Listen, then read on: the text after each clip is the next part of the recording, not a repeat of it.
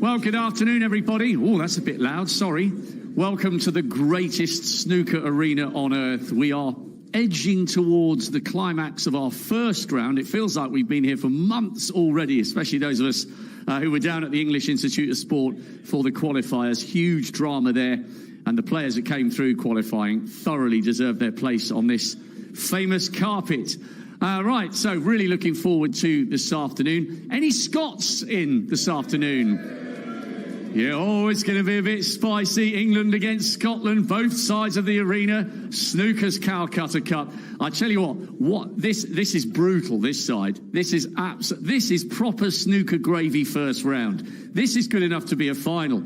Anthony McGill, brilliant player, smiled his way to the quarters in 15 on his debut, back for a yet another tilt at the title. And what a bonkers frame he played against Kyron Wilson behind closed doors in 2020. That monstrous decider that lasted, what, hour and 20 or something? So came within a whisker of making the final. And Judd, of course, what a victory over John in the final in 19 to get his hands on a trophy that everybody predicted.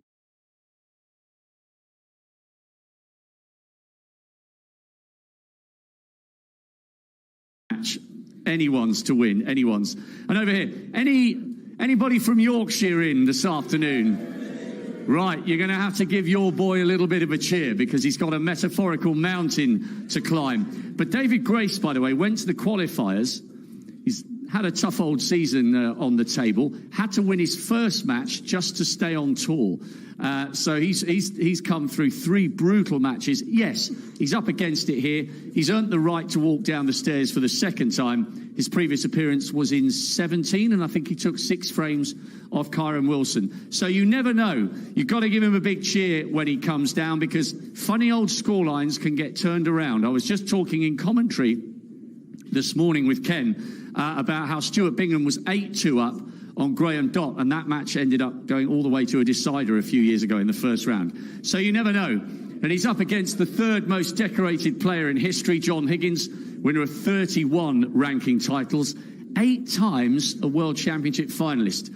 And it's a quarter of a century since he lifted the trophy for the first time. So an afternoon of history potentially for John. And if he makes it through, by the way, it'll be his 25th appearance in the last 16. Jimmy, you just keep me posted on the time. We'll say a very good afternoon to 2 champions of the world. I think they're going to do a little bit to the camera as well. So you'll see the lights go on in there at some stage as they chat to Hazel, who's over in the Winter Gardens. A very good afternoon to Stephen Hendry and Dennis Taylor, ladies and gents. We still know who you are, even with the shades. We still know who you are. We just call him 7 times.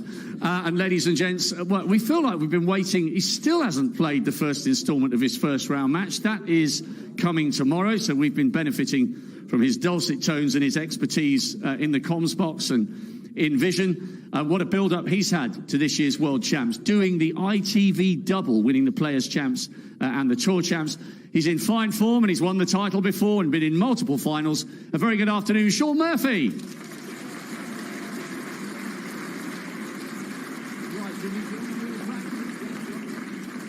Okay. So about 3.5 minutes to the rest. Oh, can everybody? I've left mine in the comms box because I'll be alongside Sean for the back end of this match. Can everybody please make sure the phones are at least switched to silent? Please, please, please, please. For world-class players, please make sure those phones are on silent. Right then, after all the shenanigans that have been going on here the last couple of days, yeah, less said the better. All right. Let's concentrate on the action. Let's sell the fact that the Crucible is the best place in the world to watch live snooker. So that's all you got to do. I'm going to finish off by saying the Crucible. Let's set the tone and make sure we put the hairs on the back of the neck standing to attention for the 4 players who will hear you cheer backstage. So probably just ahead of the black ball, Jimmy. Finish over there in line with the blue. Should go something like this. Good afternoon, ladies and gentlemen. This is snooker's equivalent of the Calcutta Cup for this session. England against Scotland on both sides of the arena, with two former champions in action, both desperate to reassert their authority on a stage they've helped make so famous. It's day 4 at the Kazoo World Snooker Championship, and we're all set for another blockbusting session of action right here at the Crucible. There we go. Bingo. Okay. Superb. That'll do, that'll do. That'll do, that'll do. Anybody here? Right. Anybody here? Anybody here? All right. Yeah, okay.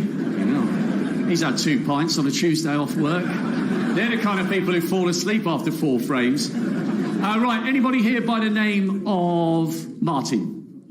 Do we have a Martin here? Where? Hang on. Where was it? There, guy with a beard. Pass that back to him, please. Right, I'm giving away a pint in memory of my 3 mates who passed away in the last 18 months. I'm one of my son's best friends. Because I'm no longer able to buy my Martin a pint, I've bought one for you. So go and have a pint in the Crucible on me.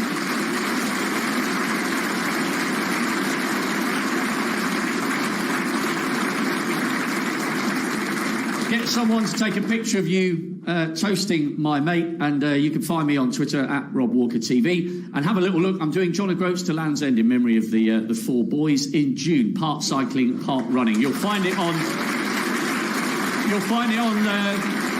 Just Giving Rob Walker's Absent Friends Tour. Anyway, so just wanted to do something nice. I started doing that at the Barbican and felt quite a good thing to do, so carrying it on here. Right. Oh, apparently we've got a minute. 2 nuns walk into a bar, one says to the other, no. We've had far too much controversy at the Crucible for those kind of jokes. That really is one to be done over 6 pints. Refs? Okay, almost showtime, ladies and gents. I know you're poised and ready for a big afternoon, so give it up for your refs. We can't do it without them. Olivier Martil and Brendan Moore.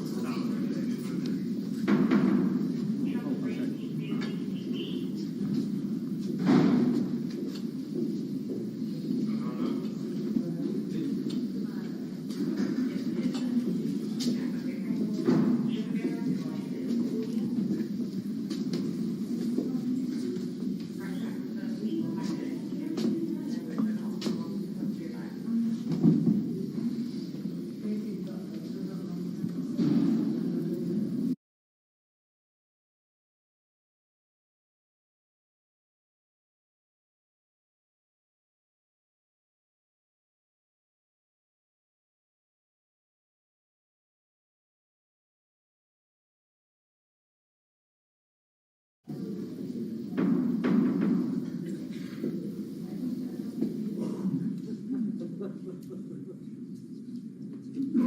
afternoon, ladies and gentlemen. Welcome to snooker's equivalent of the Calcutta Cup for this session. England against Scotland on both sides of the arena, with two former champions in action, both desperate to reassert their authority on a stage they've helped make so famous. It's day 4 at the Kazoo World Snooker Championship, and we're all set for another blockbusting session of action here at the one and only Crucible.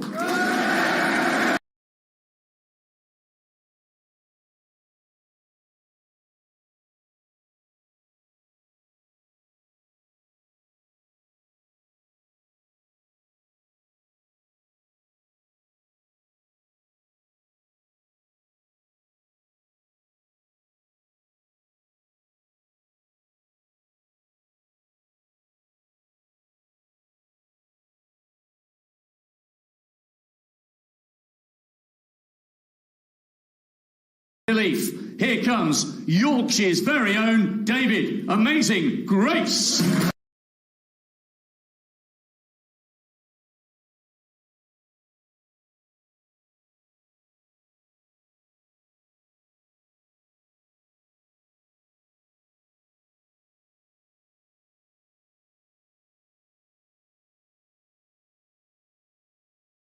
And his opponents, the third most decorated player in history. 3 frames away from a 25th appearance in the second round, 25 years after lifting the first of his 4 world titles. The one and only Wizard of Wishaw, John.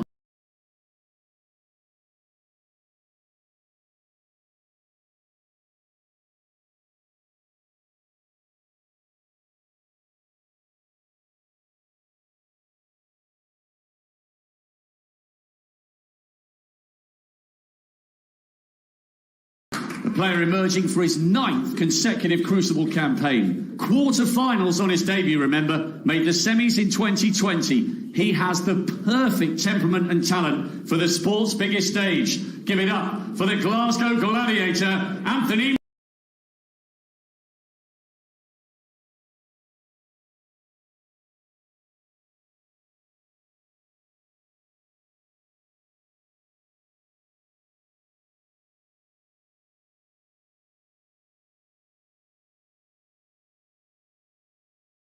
Prolific winner of the last 4 seasons, 17 major titles since 2019. His 14th appearance at the Crucible, twice a runner-up, and of course he took the title in fine style in 2019. Here he comes, with his own brand of naughty snooker, the ace in the pack, Judd.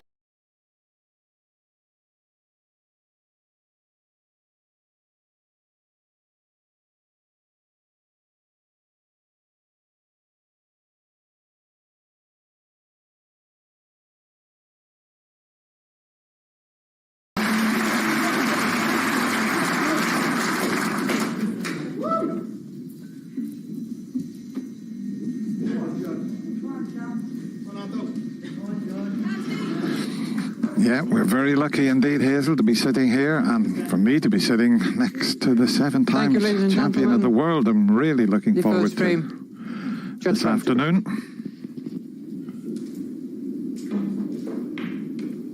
Yeah, been very fortunate today with the matches. I think 2 of the ties of the round are the Jack Lazowski and Nopon Sankam this morning, and now this is, I think, the tie of the first round. Promises to be a fabulous match, this one. And what a great break-off shot. He's covered everything, but not only that, either escape route into the side of the bunch is going to leave reds on. So he'll have to think about this one. That's why he's round this end of the table, Anthony, just weighing things up. That's a pretty good break-off shot. If there wasn't the red, the right side of the bunch, or the 2 the left side, straightforward escape. This is slightly more difficult.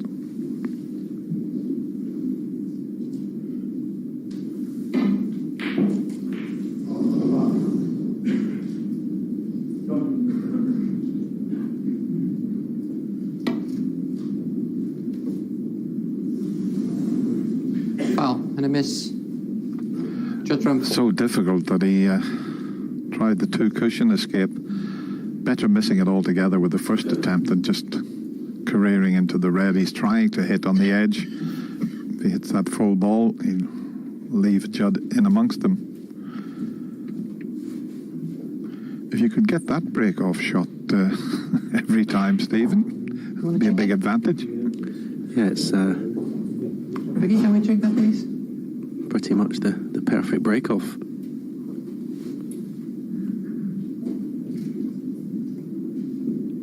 Important that the cue ball is exactly where it was, because Anthony McGill will know exactly how much side he put on the cue ball, which part of the first cushion he aimed at. And if it's literally a millimetre out, that all completely goes out the window.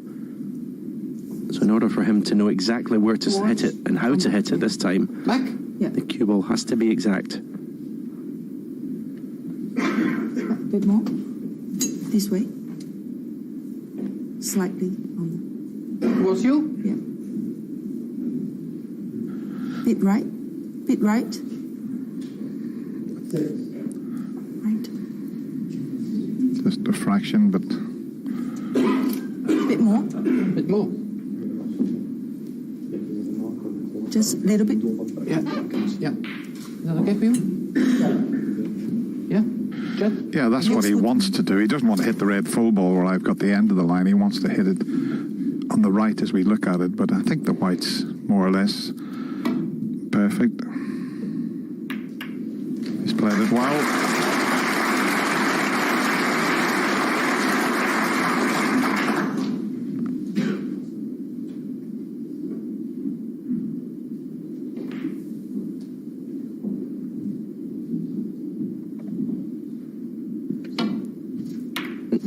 As I was saying in our little chat with Hayes, I'm really interested to see how Judd plays in this championship. There's been moments of brilliance this season, especially obviously in winning the Masters. But since winning this championship, he's not played his best snooker here at the Crucible. At his best. And in that final against John Higgins we talked about, he was unplayable. He's going to have to be pretty much at his best to get through this first round.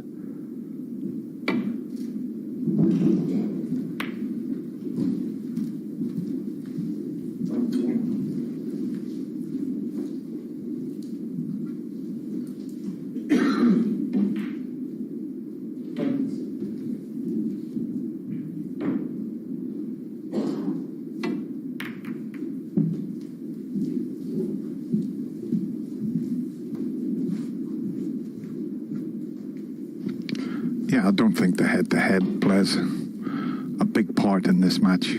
Judd has won 7 to Anthony's 1 wins, but last year proved how close they were with just a 13-11 victory for Judd. So Judd's well aware of what Anthony's capable of. His all-round game is superb.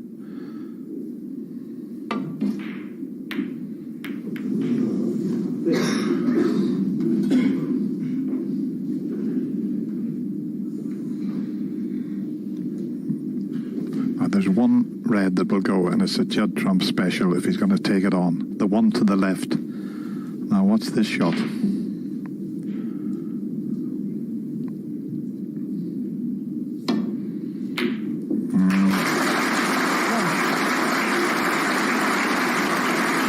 the end, he made it look very easy. Now, that's an early confidence booster for Judd. Perfectly on the black as well, and reds, well, reasonably split there.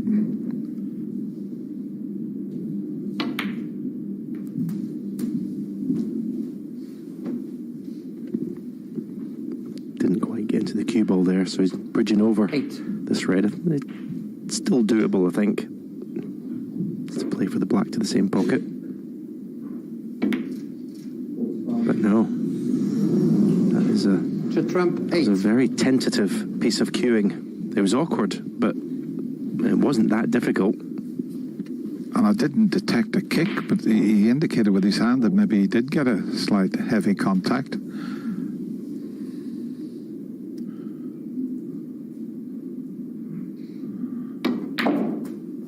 Well, That's not the best positional shot that Anthony's ever played. Let's have a look at this. Let's see what the reaction is from Judd. Now, only he will know if he had a slight kick there. But Anthony's done well there because he didn't get out onto the black as he intended. It was very difficult because the red was right over the pocket, but a couple of shots and he could be in prime position again.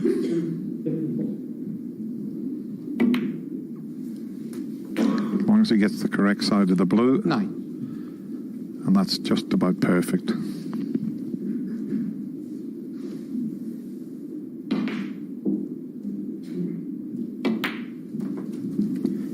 For the seeds of some qualifiers that you could get in the draw that obviously have never been to the Crucible before and don't feel comfortable, kind of like rabbit in the headlights and don't play their best snooker. But Anthony McGill is extremely comfortable playing in this venue. It's where he plays his best snooker. And that's why I think he was the toughest draw that any seed could get. 22.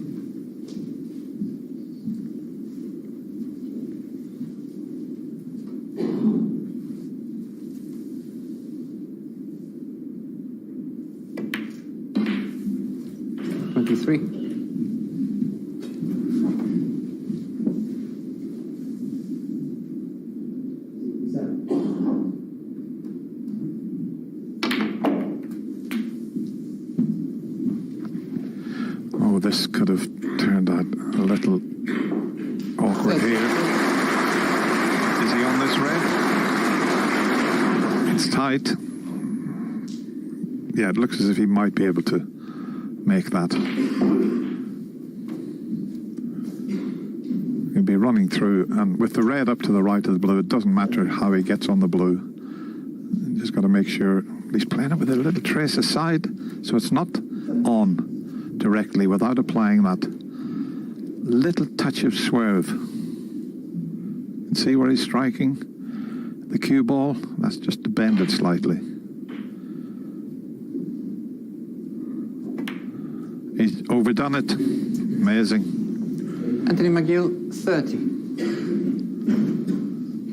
Yeah, it may have looked easy there, but he just put a little bit too much side on it.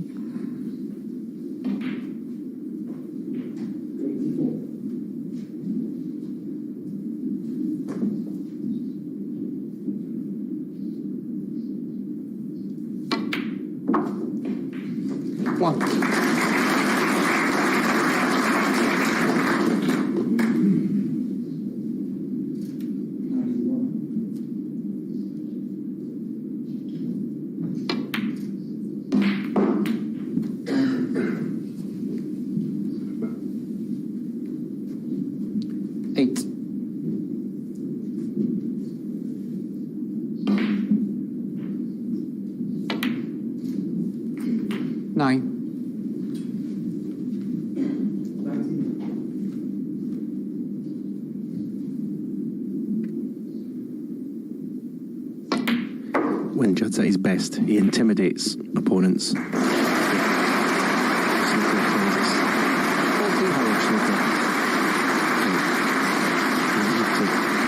a good start in this match. 15. Stamp his authority on it.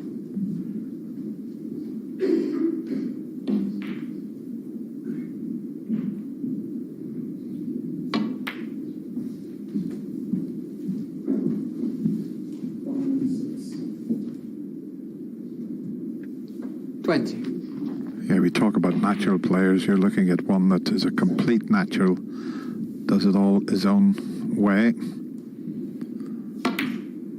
It's well documented 21. at times. The way he sights the ball, it looks as if he's going to miss it, but it's the way he's always played, and it's just wonderful to watch.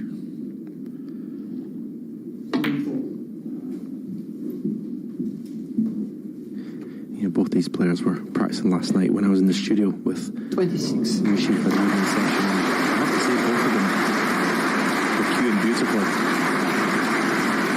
27. Trump was doing some pretty, for me anyway, compared to what I used to do, pretty complicated clearance routines, and he was pretty much mopping them up every time.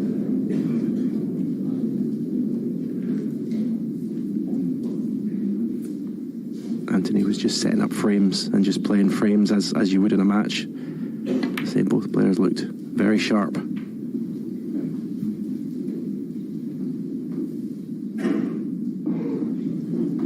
Well, he knows he might not get back to the table in this opening frame.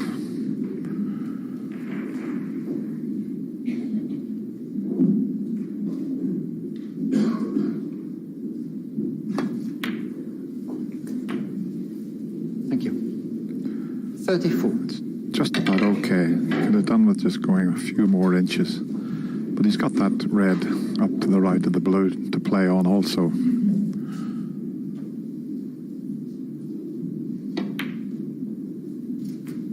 That was always there as a little bit of insurance.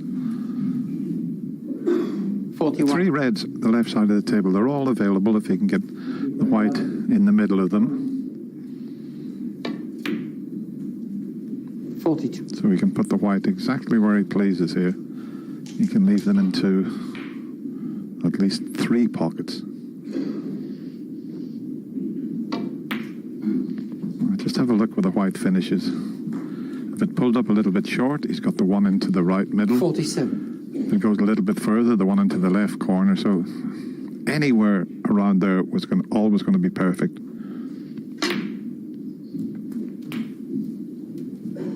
48.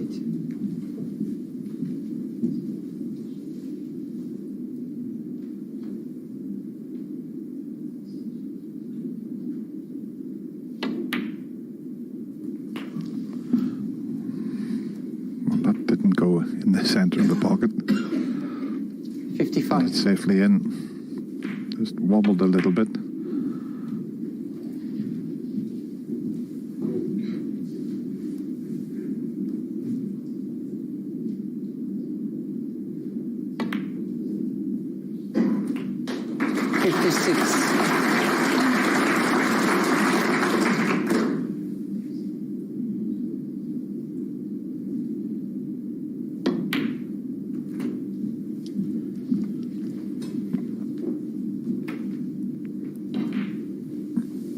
Well, it looks as if he's going to start with a frame-winning break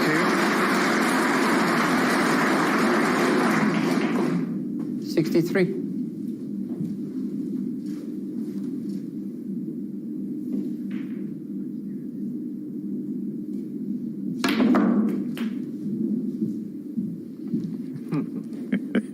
Have a look at this shot. I think he's got more combinations in the last colour to the yellow than any player I've ever seen. He always does this at the end of a frame, and the people love it. You know, he doesn't just clear up the normal way. He likes to sort of entertain. There's nothing wrong with that at the end of a match. Oh, he's just going to go the conventional clearance here.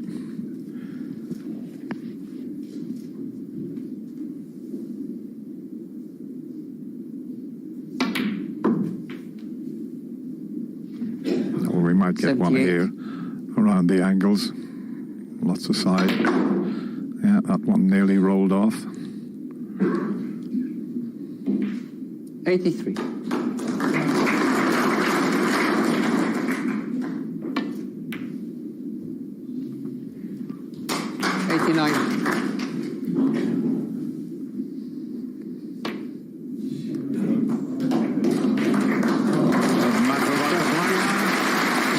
Chance, and Judd Trump with that magnificent break of 89. He takes the opening frame. It's 1-0.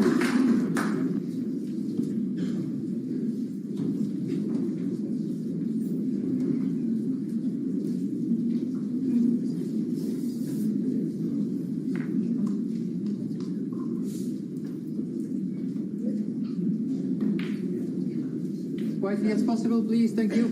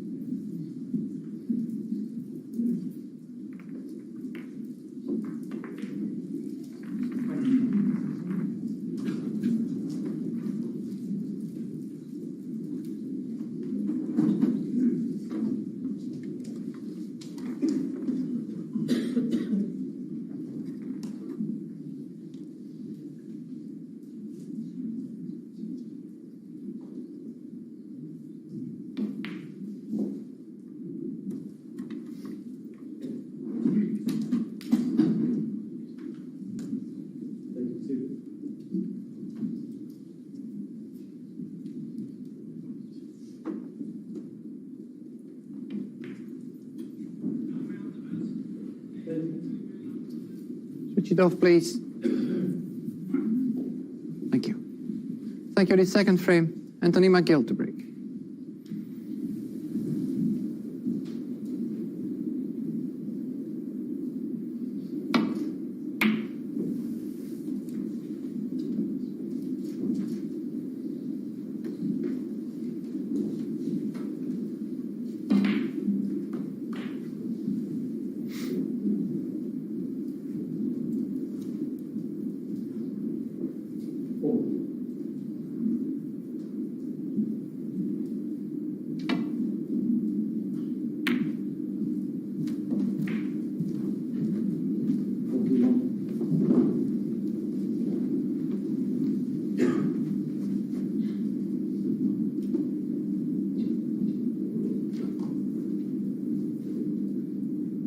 I don't think any professional likes playing that shot that Judd just played. The dump shot, the cue ball to the black cushion, but it's just your only shot that you've got sometimes off the break off. But it's a complete nothing shot that, you know, hands probably the initiative to your opponent most of the time.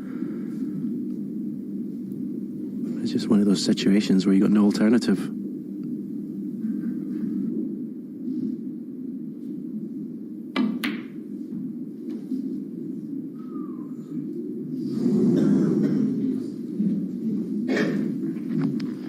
Well, he felt that was worth the risk, but we know how good Judd Trump is at reds into the middle pockets, although they're very, very tight.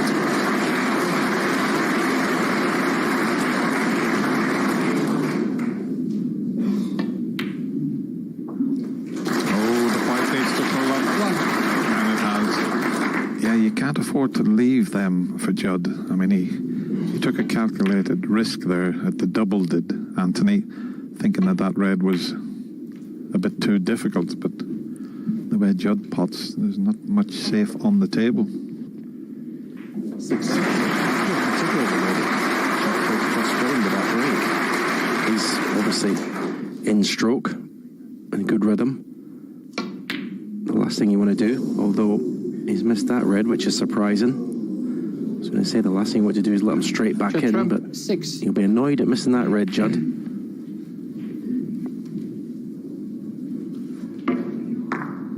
Switch it off, please. There's so much movement. There's so many moving parts when Judd delivers the cue to hit the cue ball. It's, as we were saying, it's just pure natural ability. How he finally gets the cue on line to pot the ball.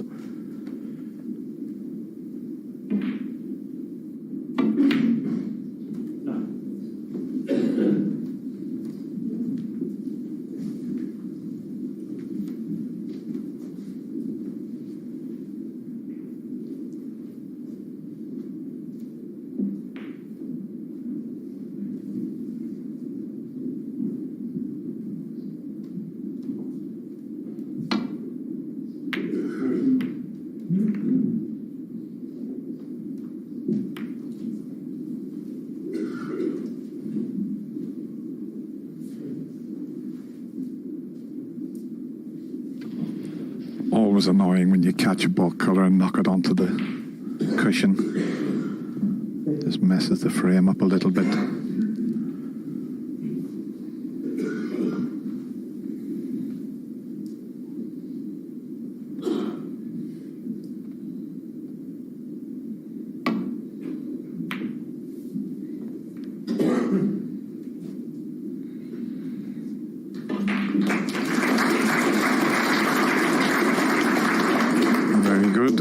We've been mentioning for the last couple of seasons how much Judd Trump's tactical game and safety play has improved.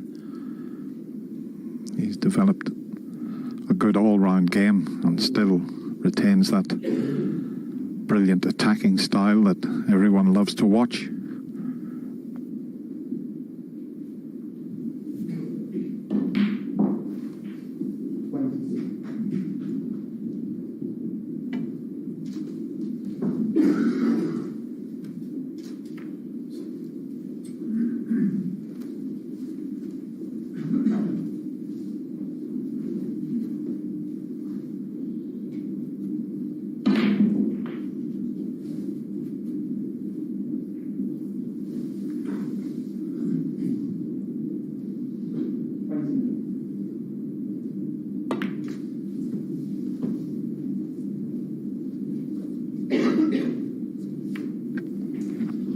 He certainly didn't want to cannon into the brown.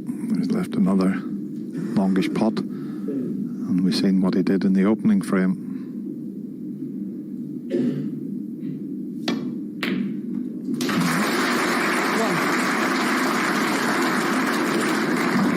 It was always going to be difficult. That stun run through is one of the hardest shots to play in the game. It's where you hit the ball with a lot of pace and you try to slow the white down. Difficult to judge it.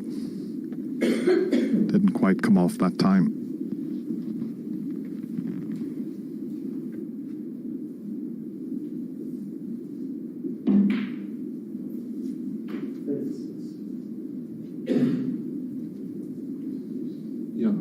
Yellow ball.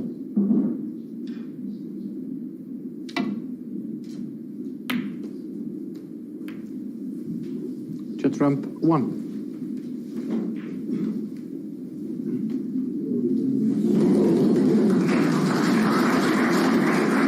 Simple shot played well by Judd Trump because he wanted to make sure he blocked off the right side of the pack for Anthony McGill.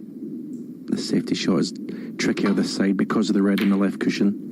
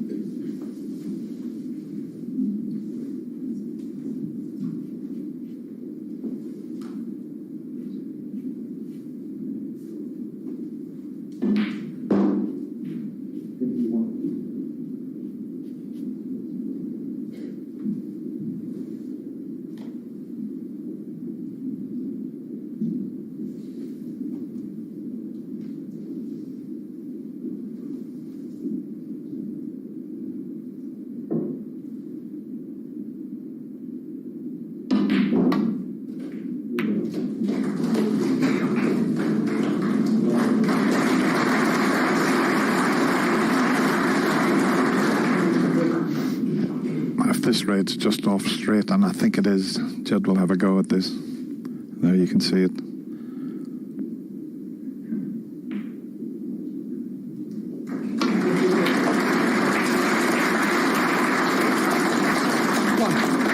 Just a little bit unfortunate there. He played that beautifully. And if he doesn't flick the black, he would have been perfect. Just that little cannon. As we show it again, great long pot, but just watch the white. It just nudges the black and spoils it.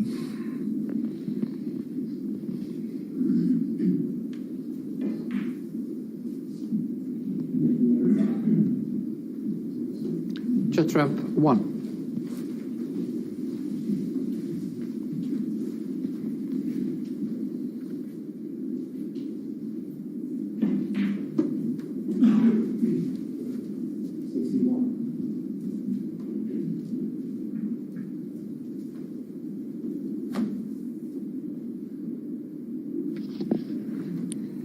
Yeah, this time that was quite a clever little snooker because whichever side of the table he comes off to land on the reds, he could leave a pot on.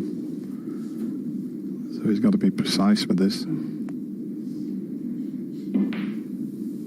That's why he's going over to the red left side of the table.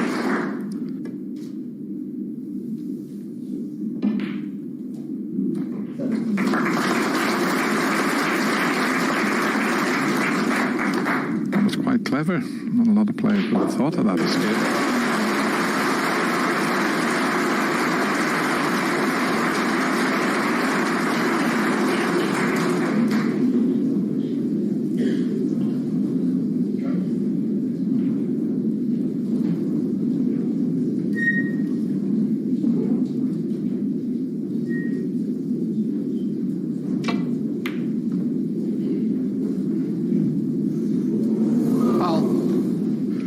Doesn't really matter. White going in has just cost him 4 points. Everything's safe. that green and brown there. The brown's not completely out of commission. There is enough room to get the white in behind that.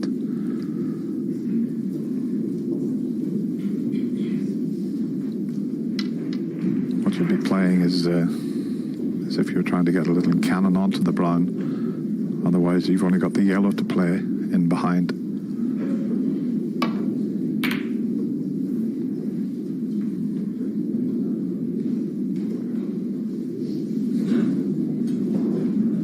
It's a pretty good effort, but I think he can just get through to the easy escape route.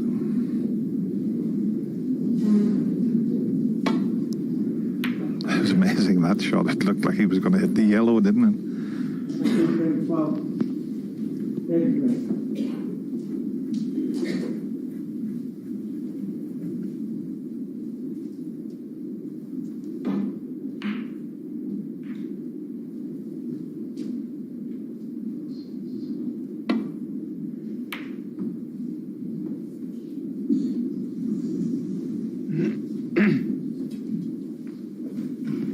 Just developing into a bit of a scrappy frame just because of the way the balls have gone. Which is not a bad thing from Anthony's point of view after the opening frame. Judd won it with one visit.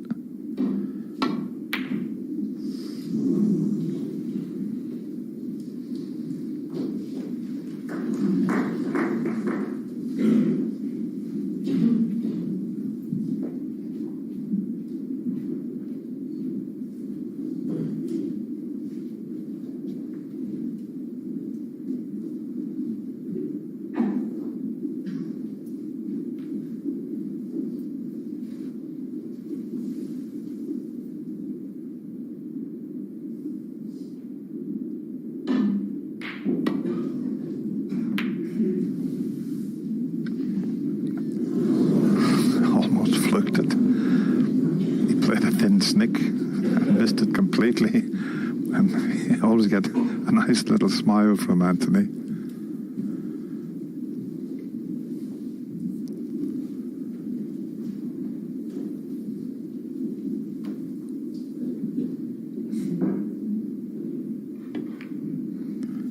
You used to love this type of game, Stephen, didn't you? Right up your street, this.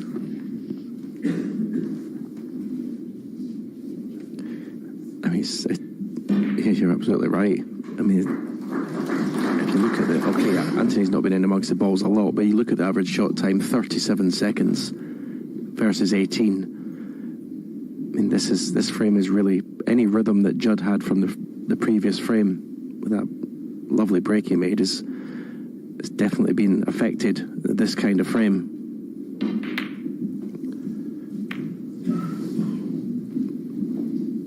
Now does his red go to right corner, and is the black available to the same pocket? Well, the red goes, he's looking at the black, looks pretty tight.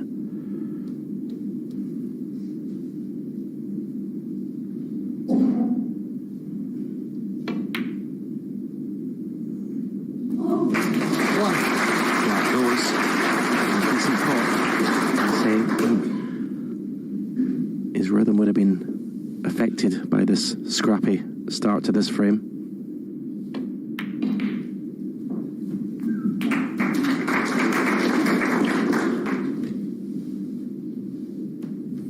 Eight.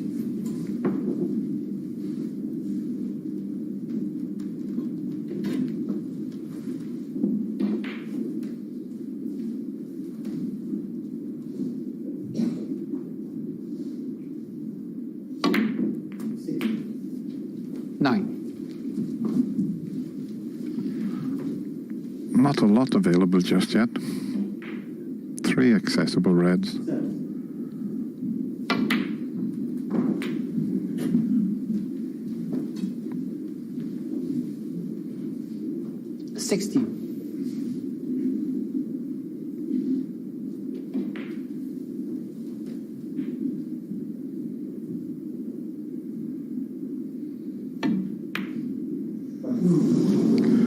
That's amazing. He's got a little bit of unwanted side onto that, bridging over the pink there, striking down on the cue ball, and he's just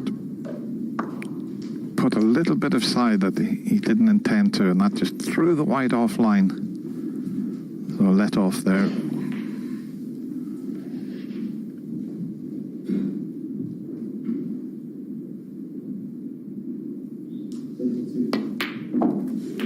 Well.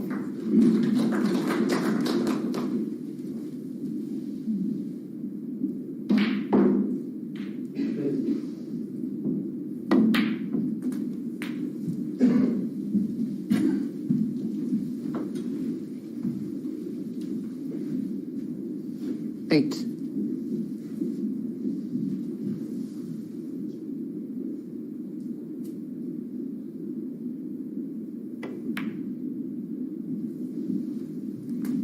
Nine. I'd be looking for an angle in the black from the next red, so we can go into that bunch of 6 below the pink. I'd like to be pretty 60. much level with the black into the left corner.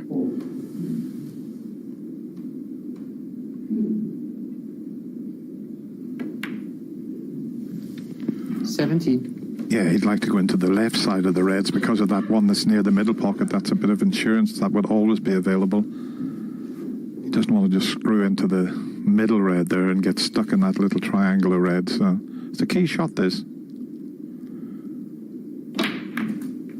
And he's played that and got stuck in the red, surprised he didn't stun it in, and even if the white glanced off the left side of the reds, he was going to be okay. Yeah, it was more of a screw than a stun there. Yeah, he just didn't get enough action on the cue ball, did he? It was almost, the cue ball died when it hit the reds. It had no momentum for the shot that he was trying to play. But the safer way, I agree, was to play off the left. Just open the reds up gently. You always had the red in the middle in reserve. Disappointing end to that visit. Anthony McGill, 24.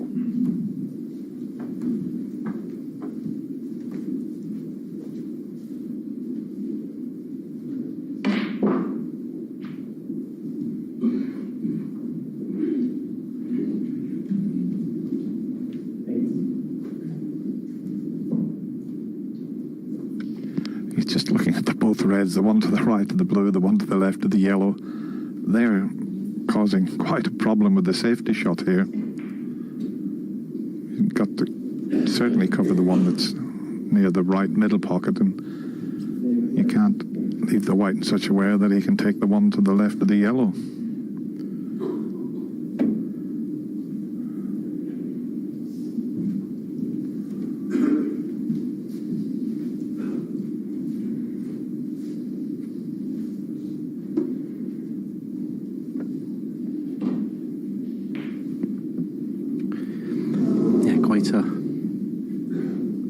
An interesting shot Judd played there. He knew he was leaving Anthony choices of pots, but he knew as long as he got the cue ball close to this cushion, they weren't going to be easy and there was going to be pressure on them.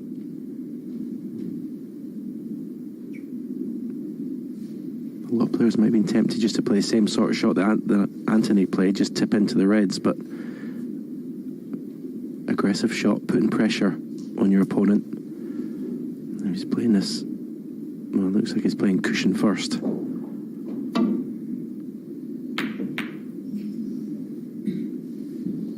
Okay, he's not left a pot unless Judd's tempted by the one to right corner, but looks a pretty easy snooker, possibly in behind the brown, send the red up the table, but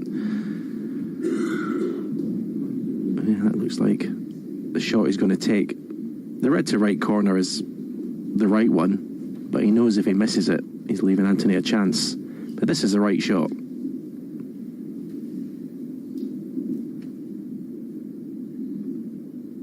Just look at where he looks like he's aiming. Comes right across the cue ball now. And even overcuts the red.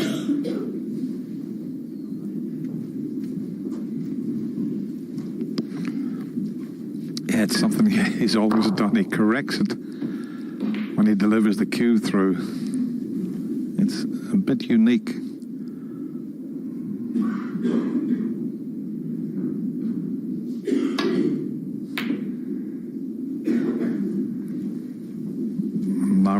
normal with all the reds up this end of the table.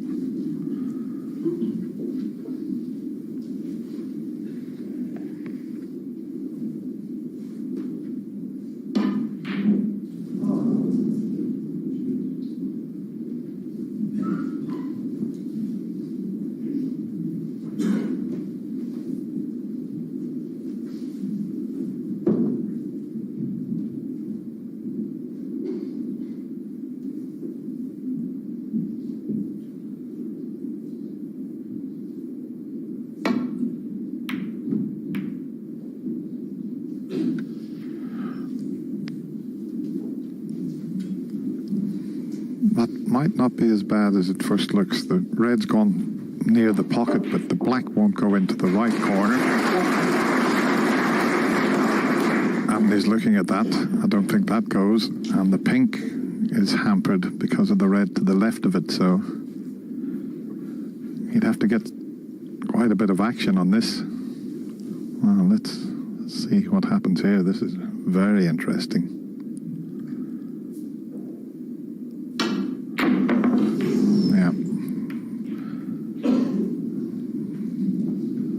He had to try and screw back for the blue there, but he was after a Judd Trump special there. It's the type of shot that Judd is so good at. But he threw everything at that. I mean, the cue didn't certainly go through in a straight line. It went up in the air. One. The black pots.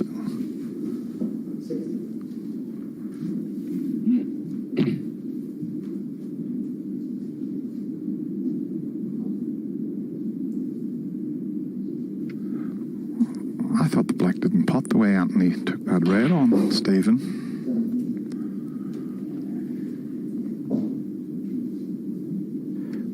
Yeah, I mean, you could just made sure of the pot and you would have had a chance at the black. It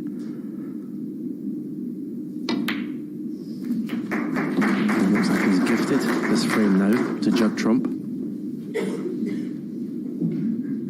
8.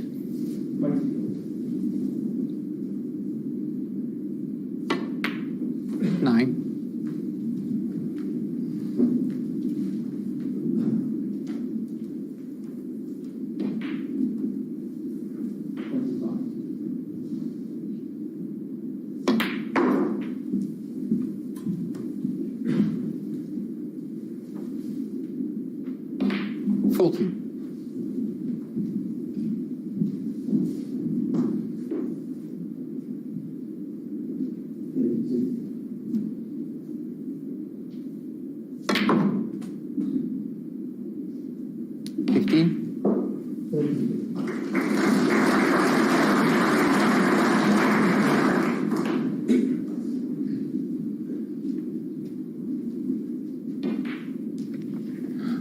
Needs a little bit of cue power to get round on to his next red.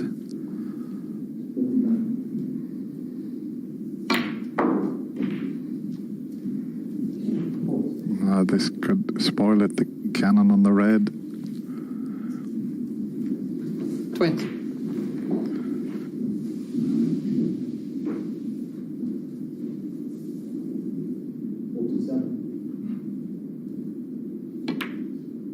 Wonderful.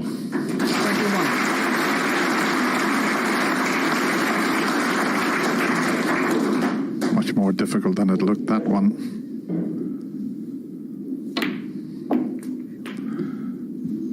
Oh, has he covered everything? He's anxiously looking. He might have blocked everything into this right corner. 28. Yeah, it would have to be a... Well, I don't think the plant's even on, is it? Might be able to, but it's a tough plant. The distance between the two reds would make it very missable.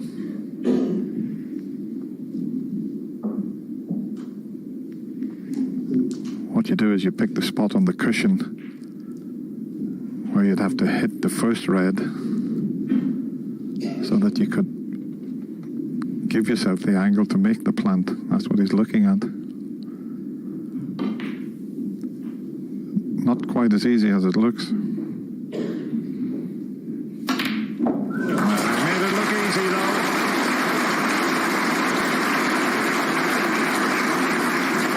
29. He did well to judge that, but as you could see, he had a little bit of safety in mind as well.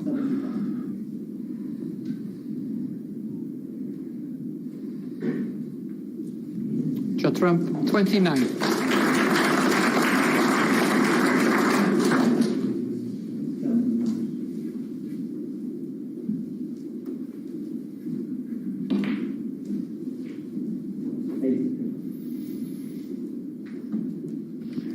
He's too close to the green to get any swerve on this.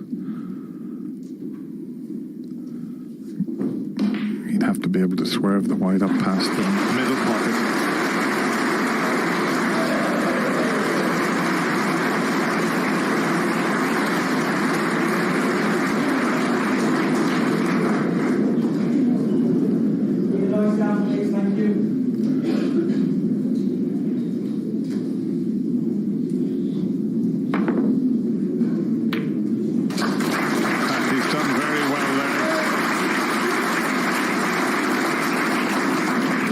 So close to the green, it wasn't easy to generate enough swerve, but he pulled it off there.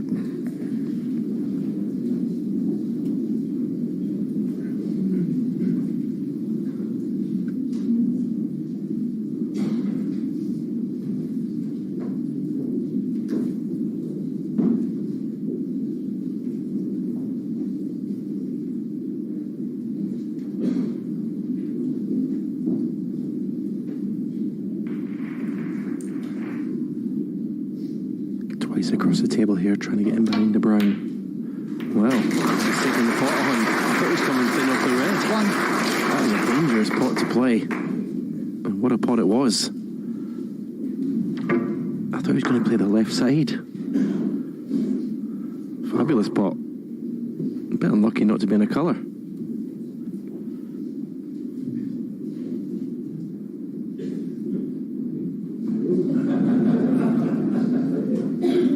Green ball.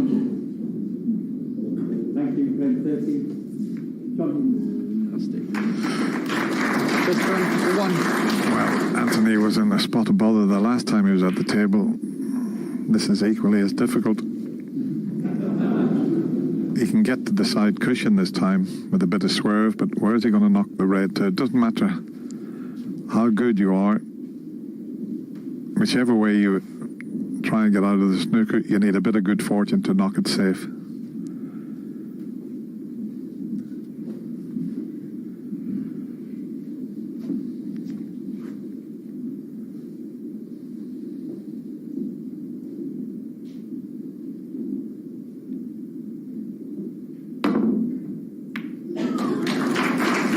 Now, how's your luck?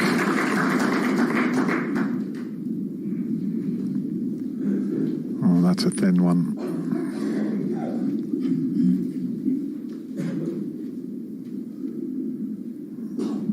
Might be just too thin, so that's why he's having a little glance at the ball colours there, which tells us he's trying to get the cue ball in quite a safe spot. No attempt at the pot there.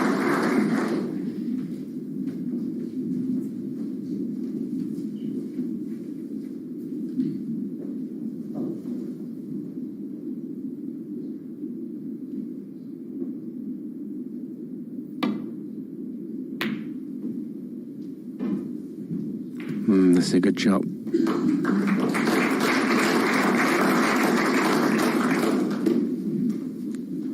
It's not the best situation with the green and brown in terms of making a clearance for Anthony McGill. The blue also is not in the best position. Oh, and that red going into the corner is not the best either for his chances of winning this frame. And look where the white's finished. Perfectly on the black.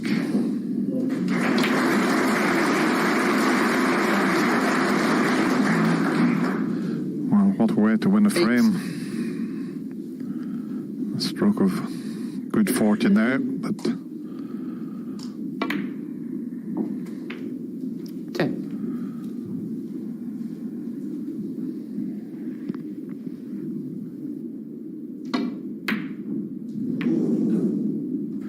from 10. And Yeah, he signals to the referee, does Anthony, so that fluke from Judd Trump has given the second frame, and he leads Anthony McGill now by 2 frames to 0.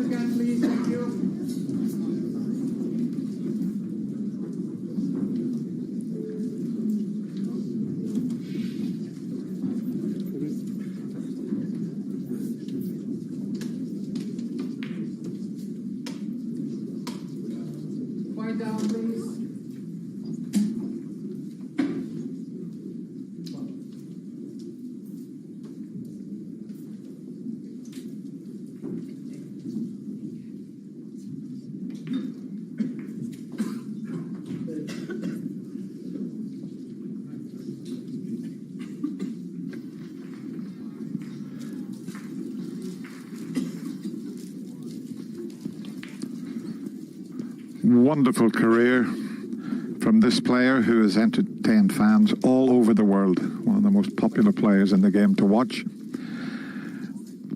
But what a way to win the second frame. Anthony almost got the snooker. He could just see the edge, and when he flicked the yellow, that won him the frame.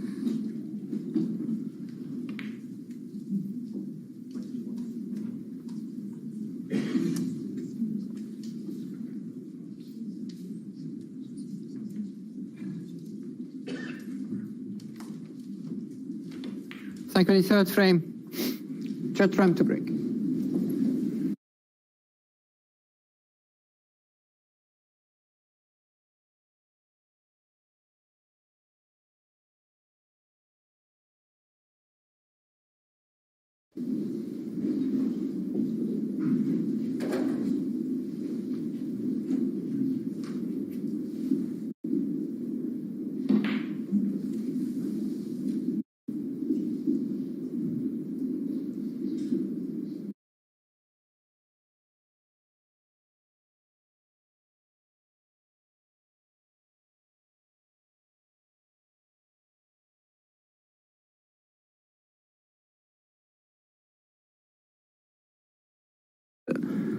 And the part of the game he's normally so strong, the tactical side, that's not really working either. So I know it's because if he shows any frailty, I mean, Judd Trump's just going to be all over it.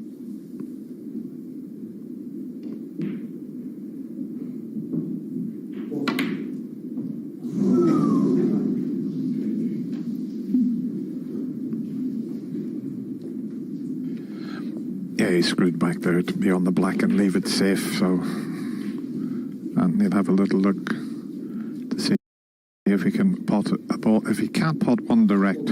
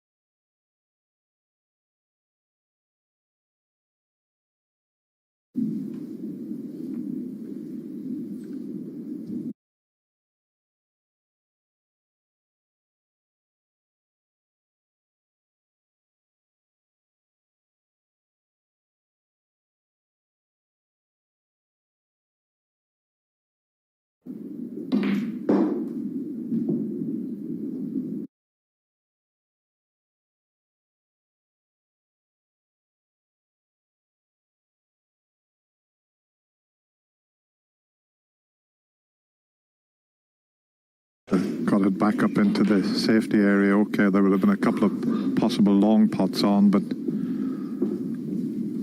now it stayed up this end. This is a bit of a chance for Anthony. He needs to get things moving here.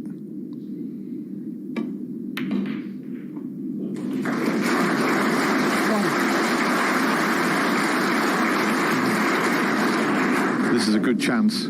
Once he gets up in amongst the reds, they're nicely open.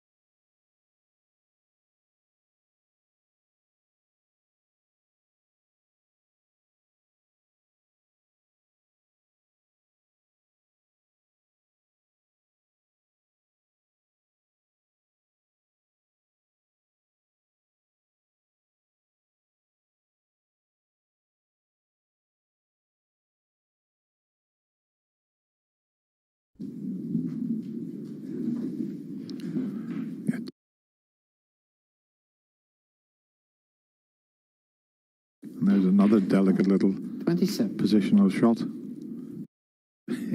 It looks so easy, but perfecting that type of shot.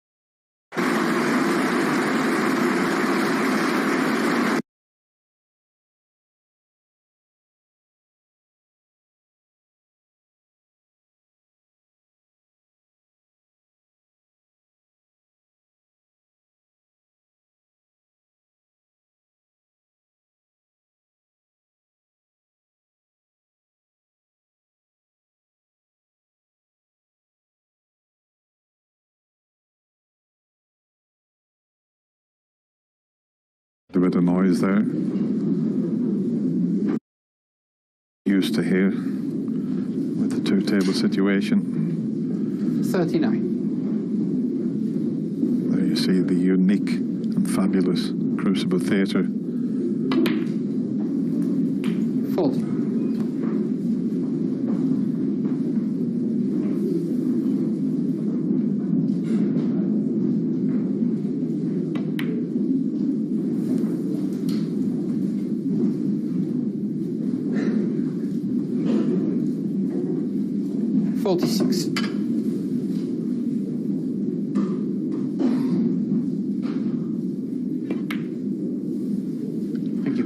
One visit here, Stephen, would send a little message to Judd. Yeah, and also completely settle down Anthony. Make him feel involved in the game. been very neat and tidy, this little break. Cue ball has not had to travel very far. Little 54. series of little stuns and screws, little cannons. 55. It's not just a little lapse in concentration there, maybe. It's just let the cue ball run an inch or two too far. Straighter on this black than he wanted. Shouldn't be a problem.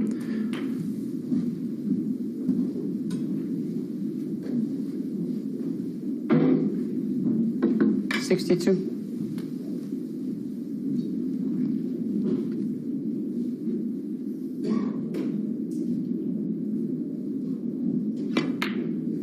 $63. Thank you. So this black to put him 70 ahead, 67 on. But definitely more to come, you would think. But that should be Anthony McGill's cross frame on the board. 70.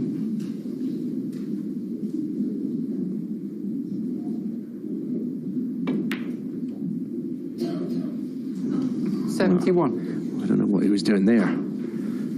Okay, the frame's over, but well, he'd be disappointed if that's end of break. Go for the pink to left middle.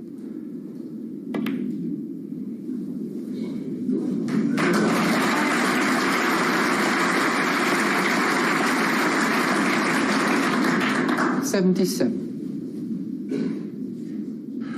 Well, there's 6 pockets, Anthony. Just give those 3 reds a good old bash and you might fluke one. As the frame's over, Judd's going to concede, so just have a look round. If there's no plants on, as hard as you can and hope for the best. That'll do. As I say, there's 6 pockets. No fluke. But more importantly, he got one chance and he made that break of 77. Now he's in this first round tie, but he still trails by 2-1.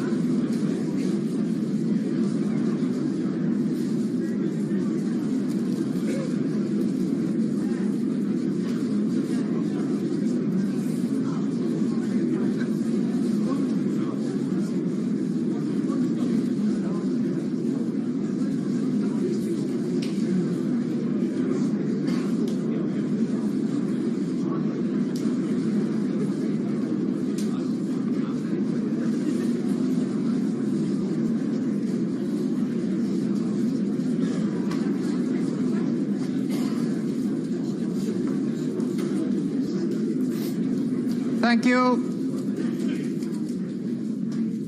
The 4th frame, Anthony McGill to break.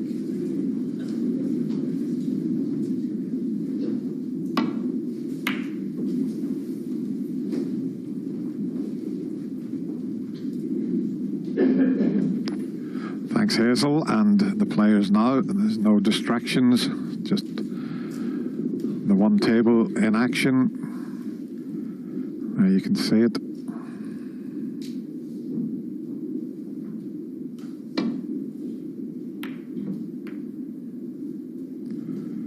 And it does completely change because there's no noise coming from the other side.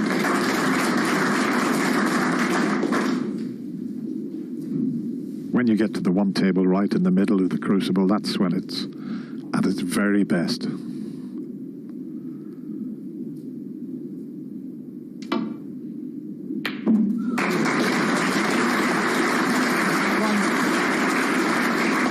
It's a useful little cannon there.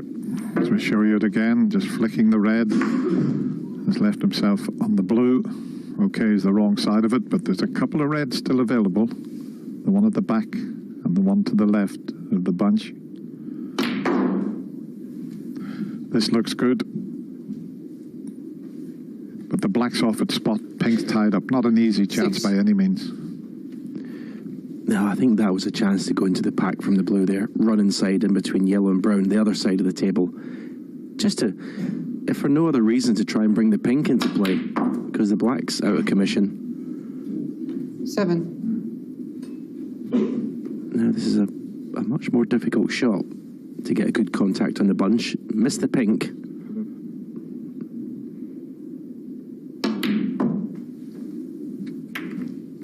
Might play that as well as I could really. So missed the pink, that was important. Great shot. But because you're coming off the yellow from that angle, you can't generate enough pace to really open the reds up. But it was still beautifully executed. 10.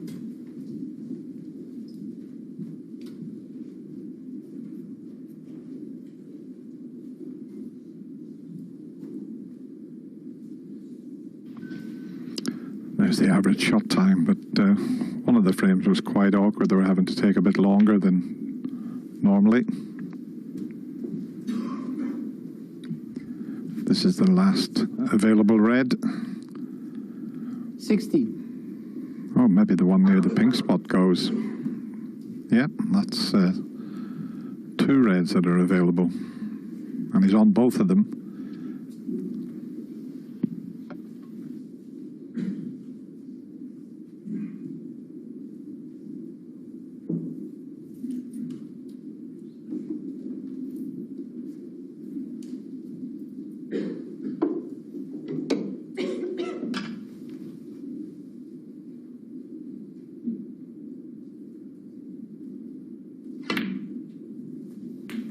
Thank you. 17.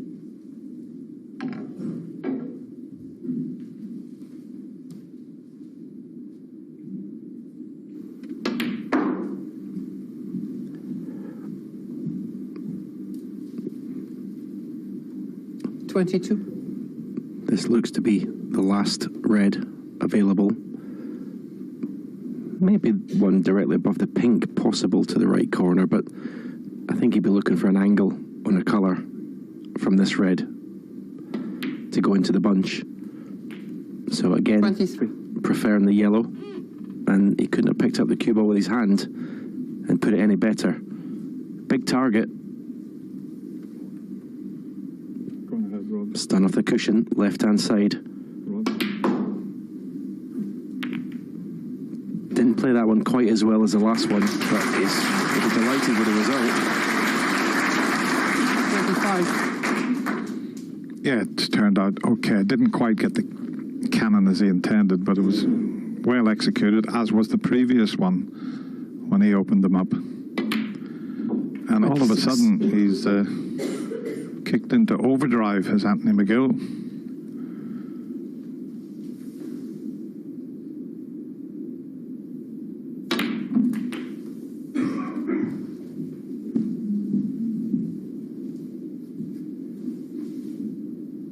$32.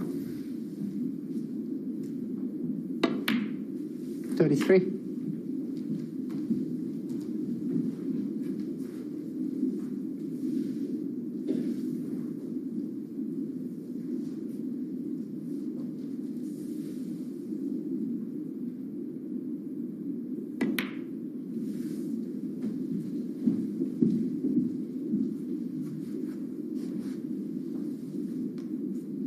$39.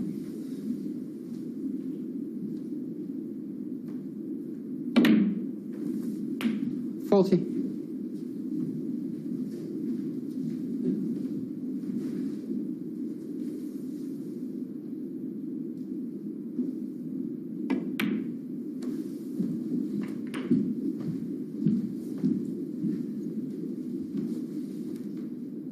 $46. Well, he won the previous frame with one visit. He's on his way again here.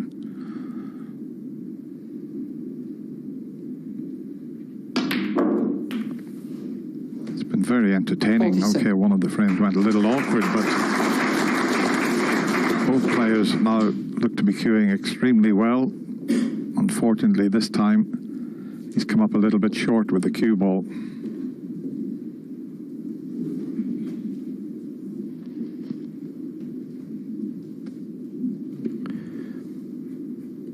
Yeah, I think his 4 frames is building up nicely, isn't it? Unusual this break. Something you normally see is 2 yellow balls have been used to bring the reds into play. Anxious look there to see if he could get through the gap to the red to left corner. 52. He has done.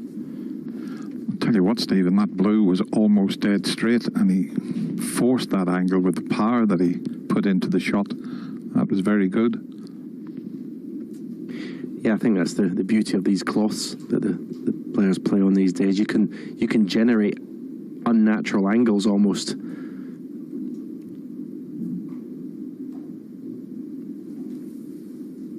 You just feel he's one good positional shot away from securing the frame at this visit.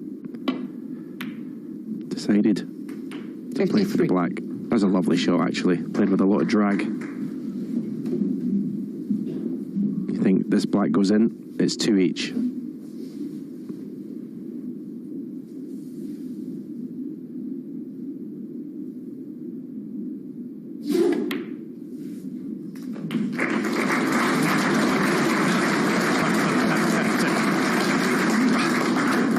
Someone sneezed right on his backswing there. He's turned around to the crowd and he's having a joke with them. Well, when you got to sneeze, you got to sneeze, but it was right on his backswing.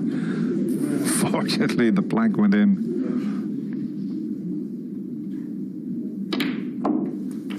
$61. No century in the last frame, but this is a great chance here. Just screw into these 3 reds. Great chance of seeing the first century of this match. And it's been a good performance this from Anthony 68. McGill. Lost the first 2 frames. Didn't look like it settled for me. Even the safety shots weren't up to his normal standard. But Judd Trump knows. 69. Well, he'll have known he had one of the toughest draws, but he knows for certain now he's in a match.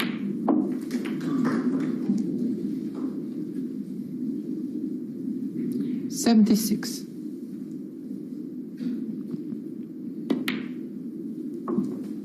$77.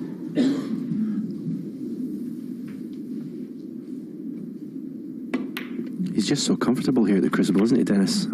Yeah, I mean, he's totally relaxed now. He's made 18 centuries this season, so 84. this is a timely one here. And it begs the question, where does he go the rest of the season? Because you really don't see a lot of Anthony McGill at the business end of other tournaments. But this place, he just loves it. Yep, he loves the big stage. 91. He's had some memorable moments here, and he might have another one here. This 92. could turn out to be an absolute cracking match.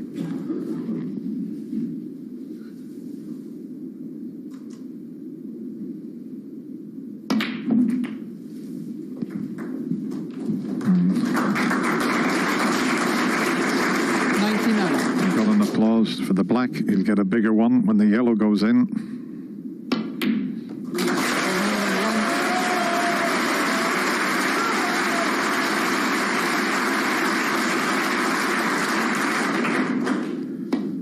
Everybody loves a ton. 104.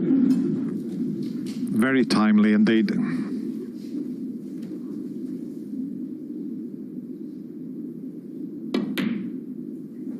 $108.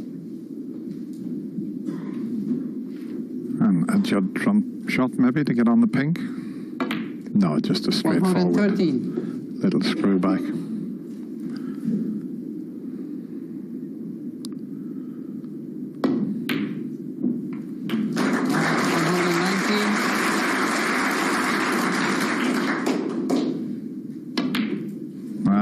trick shot maybe. Is the black in?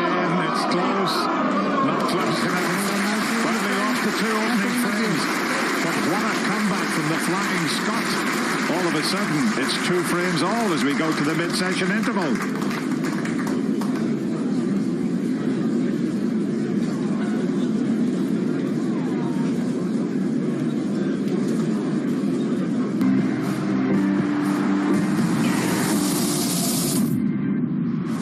I have an addiction with socks. I love socks. Yeah, super weird. So, I brought, first of all, my boots, because I have to play on them, super important. Next up, I think my family and friends are gonna laugh because I never read, but I brought a book. I like to read about athletes, their stories, and Michael Jordan is one of my favorite athletes in the world, so yeah. I brought my iPad. That's super important for me because I like to watch series, movies, Netflix. It's basically my hobby. So, yeah, AirPods. I love listening to music, especially before a game. Right now, I really like Rush, that song, and it's one of my favorites at the moment, so I listen to it a lot.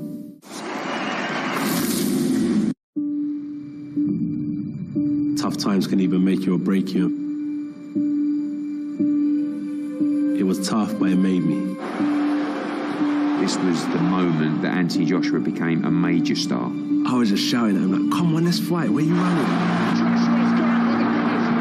And this is the passion of Dylan White. I thought there was going to be riots in the crowd, I really did. In the space of 6 years, he'd gone from being a raw novice to going in with one of the greatest heavyweights of all time. Klitschko down for the second time, all over the place.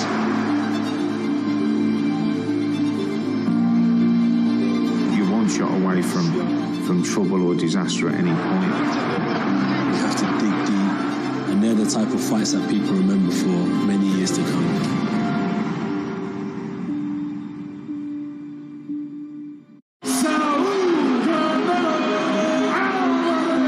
Y la gente empieza a gritar Canelo, el nombre de Canelo, algo increíble.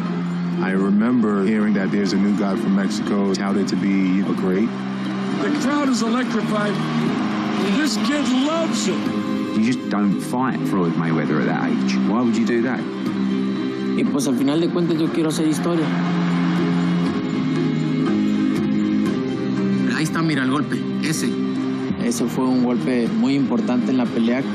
The 2 Triple G fights were 2 absolute wars, 2 epics. That jab opened up a cut on the eyebrow of Canelo. That second fight was for all the marbles. Sentía como si me pegaran con algo de hierro, de metal. It's over! Dicen que para toda acción hay una reacción y esa fue mi reacción.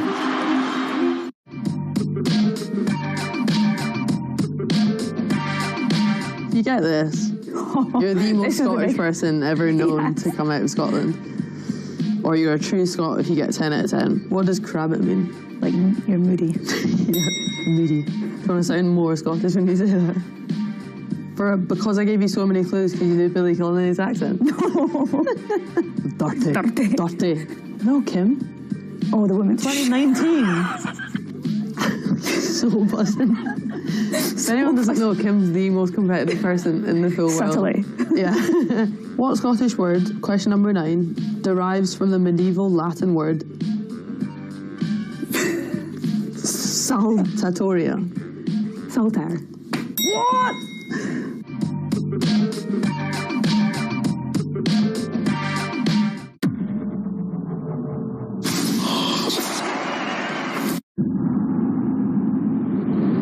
Nosotros íbamos con policía para poder llegar al estadio.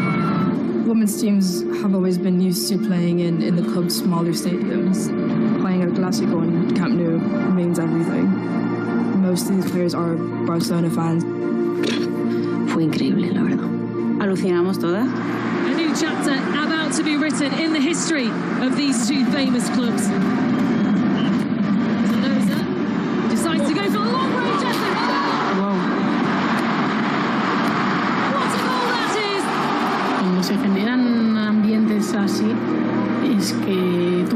this one. There it is, the confirmed attendance inside Camp Nou. A world record. Once we had that confirmation, we just all started to cry. I do think this game changed women's football. I do believe it changed the perspective from all of us. The memories we can create now, that's what we were dreaming about when we were kids. I'm very aware of how lucky I am. For the majority of my career, I've been playing and no one's even watched. If you give girls the opportunity to play, they will show up.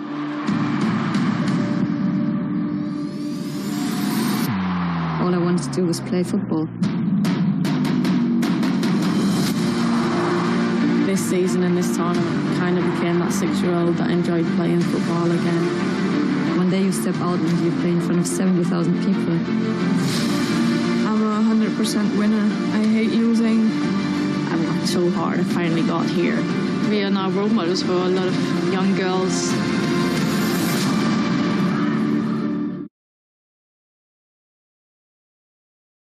I feel good. I'm nervous though. We're talking about my phone right now.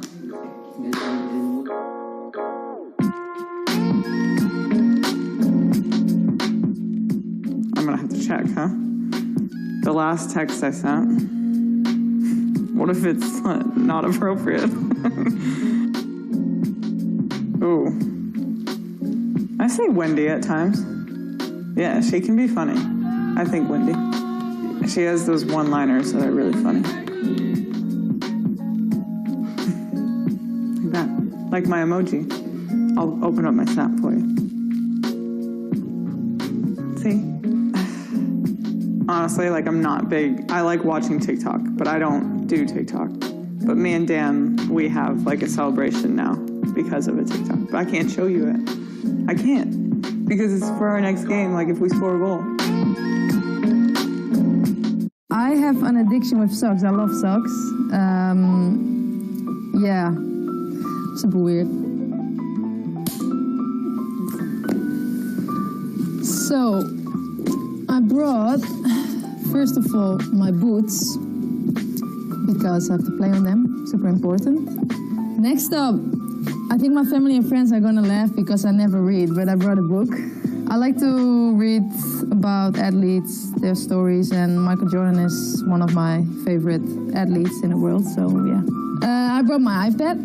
That's super important for me because I like to watch series, movies, Netflix. It's basically my hobby. So, yeah, AirPods. I love listening to music, especially before a game. Right now, I really like Rush, that song, and it's one of my favorites at the moment, so I listen to it a lot.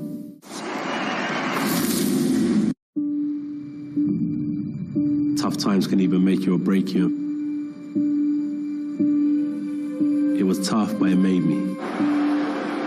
This was the moment that Anthony Joshua became a major star.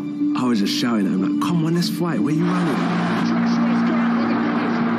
And this is the passion of Dylan White. I thought there was going to be riots in the crowd. I really did. In the space of 6 years, he'd gone from being a raw novice to going in with one of the greatest heavyweights of all time.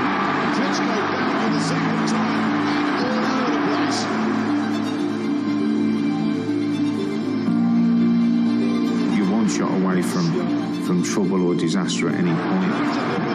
You have to dig deep, and they're the type of fights that people remember for many years to come.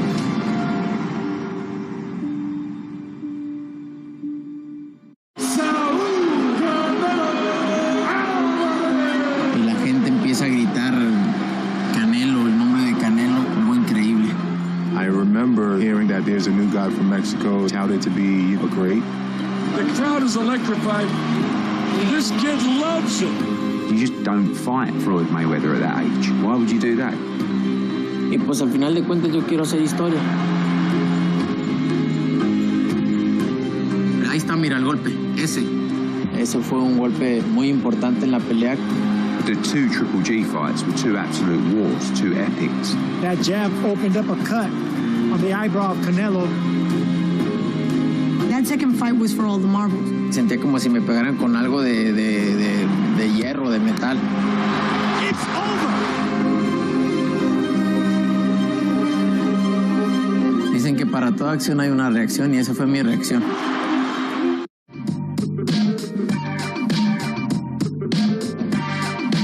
You get this. You're the most Scottish person ever known to come out of Scotland. Or you're a true Scot if you get 10 out of 10. What does crabbit mean? Like, you're moody. Yeah, moody. Do you want to sound more Scottish when you say that? Because I gave you so many clues, can you do Billy Connolly's accent? No.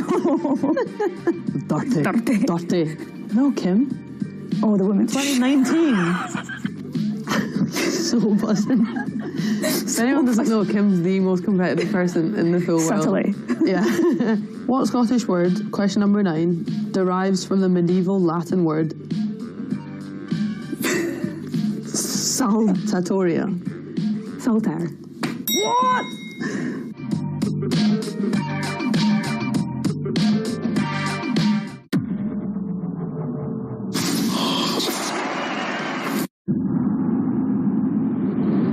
Nosotros íbamos con policía para poder llegar al estadio. Women's teams have always been used to playing in the club's smaller stadiums. Playing at Clásico and Camp Nou means everything.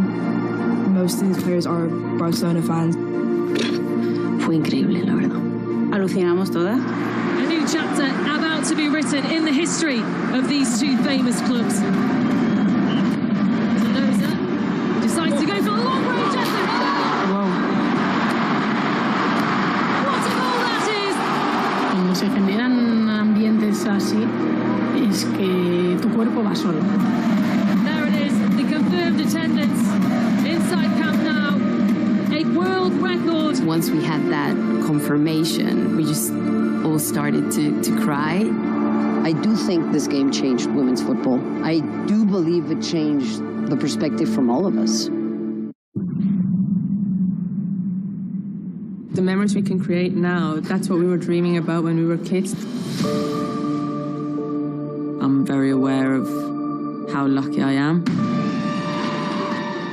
For the majority of my career, I've been playing and no one's even watched. If you give girls the opportunity to play, they will show up.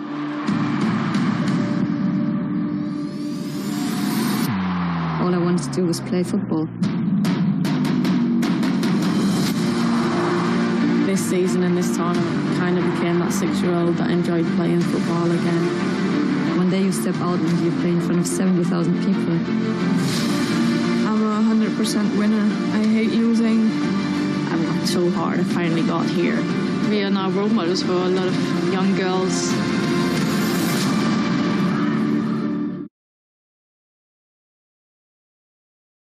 I feel good. I'm nervous though. We're talking about my phone right now.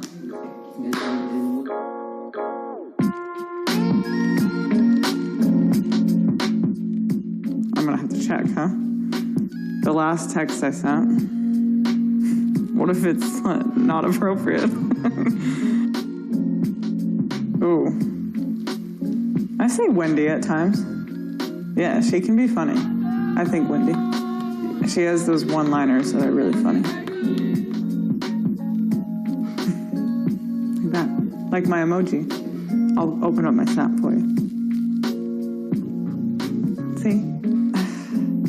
Honestly, like I'm not big. I like watching TikTok, but I don't do TikTok. But me and Dan, we have like a celebration now because of a TikTok. But I can't show you it. I can't. Because it's for our next game, like if we score a goal.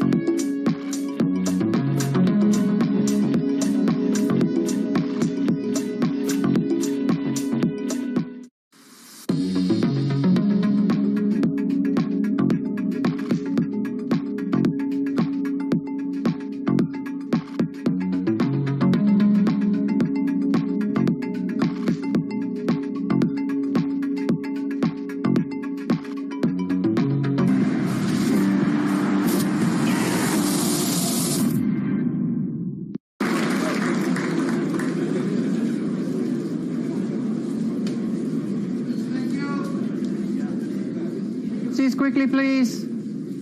Frame 5. Judd Trump to break. Thank you, Hazel. If they're anything like the first 4, we're all in for a treat.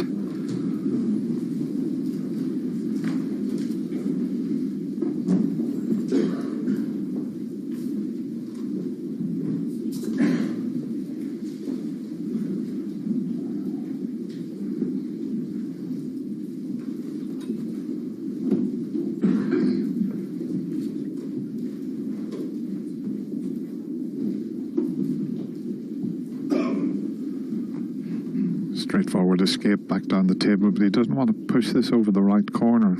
I'm not sure if it'll go. No, it wouldn't pot, obviously, but...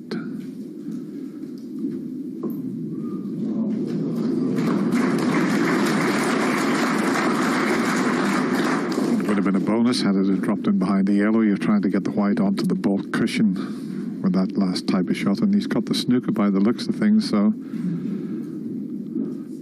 delicate little one. If he's going to land on the red to the right of the black, he might be better going into the side of the pack here, and that's what he's decided on. Oh, whether he didn't want to hit that red, but might just be okay, or it maybe cuts unintentional cannon on the red rather than the pack there.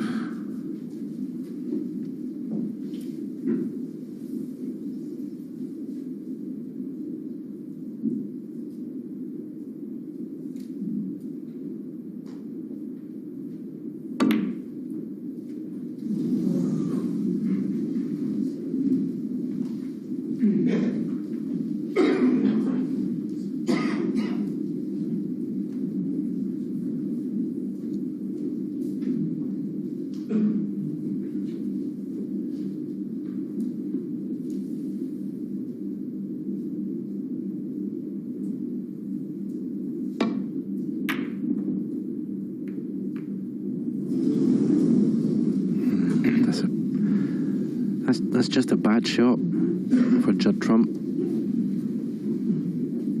The middle pocket's always there. It shouldn't have been anywhere near it. He played the aggressive shot, trying to open reds up.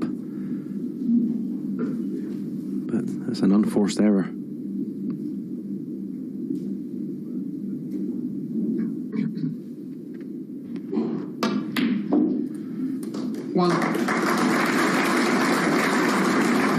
Just going to say it might not be too costly because the black's tied up and the pink's tied up, but Anthony's got the perfect angle on the blue here. He could go straight into the pink if he wanted to develop more of the game here. The reds are okay,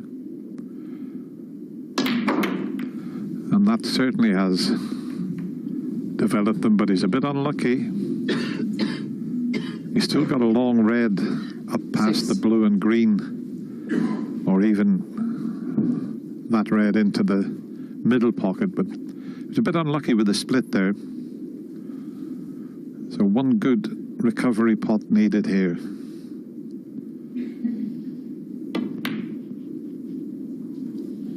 No. Anthony McGill, 6.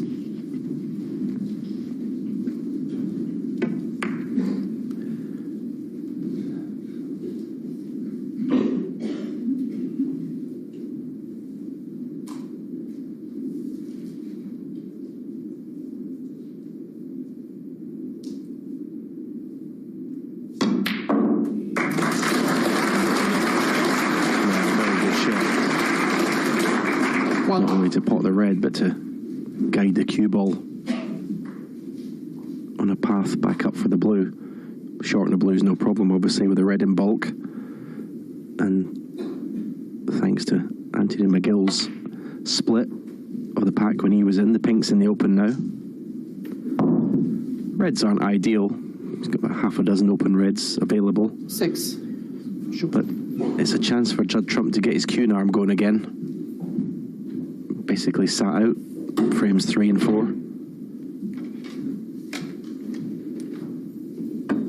Wants to try and reassert himself in this match.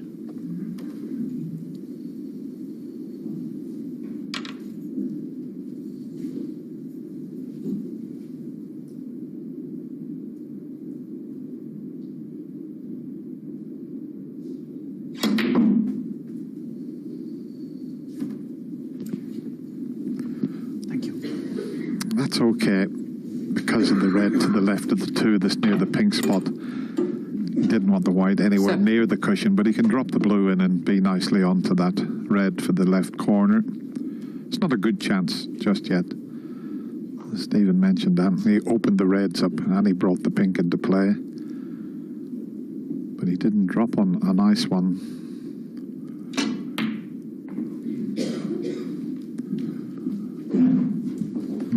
That was quite a shot that from tight on the cushion. He could have just dropped it in and left a comfortable red, but it's just a little awkward. 13. That's perfect. He's got the two reds near the pink spot and that one to the left of them available now.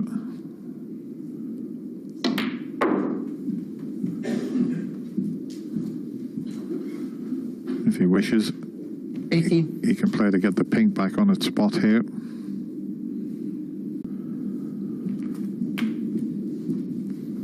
Be very difficult to score enough to leave the frame safe with, what 25. Is it, 3, 6, 8 of those reds are safe. There's only 2 available at the moment. There's going to have to be a good cannon somewhere to develop things.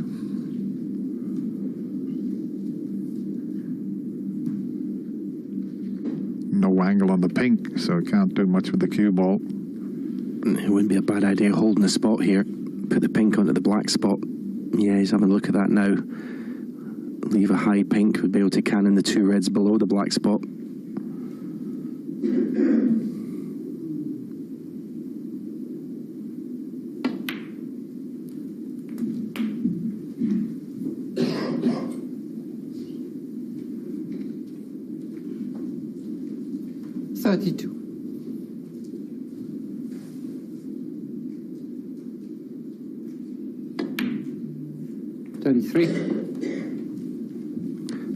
So the 2 reds below the pink, he wants to catch the one on the right half ball.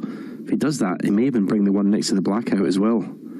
Yeah, he's just looking at that half ball, so the right hand side of that red as we look.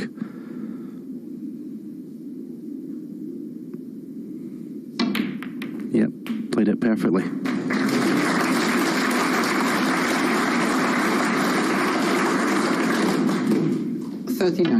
So with that one shot, he's made 3 reds available and brought the black into play. Couldn't have worked out better. Although saying that, this is awkward. Awkward queuing into a blind pocket.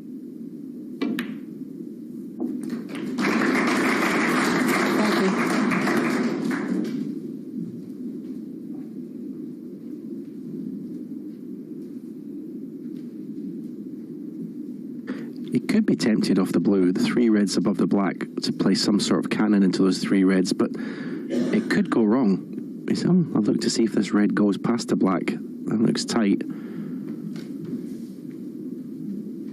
That view, it looks like it goes.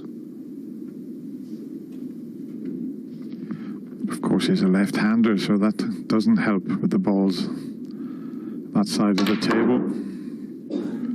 So a change of plan.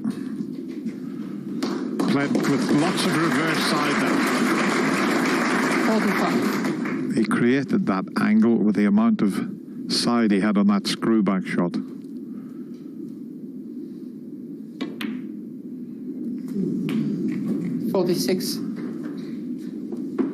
And most of the frames have been won with one visit. Well, 3 out of the first 4 were. Judd won the first frame with an 89 break. Well, that's gone wrong slightly. 53. Didn't quite get the cannon as he intended.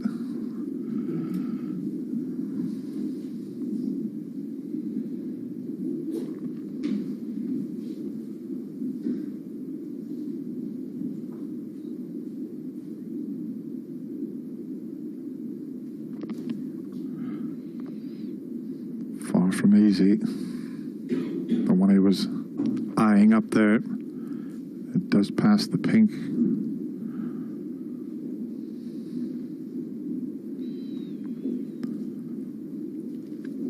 Now looking at the safety.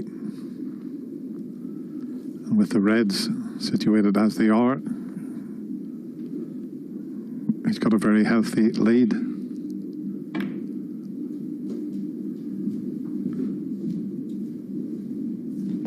Judd Trump, 53.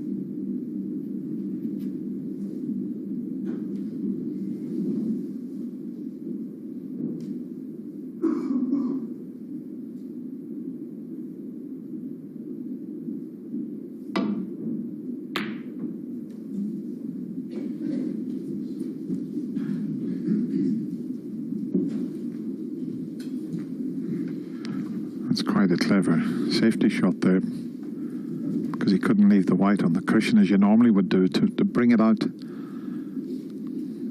where he has meant that he couldn't leave the one that's behind the black. So that was very cleverly thought out there. Is he taking the double on? He is. It's close. It could be there. It's there.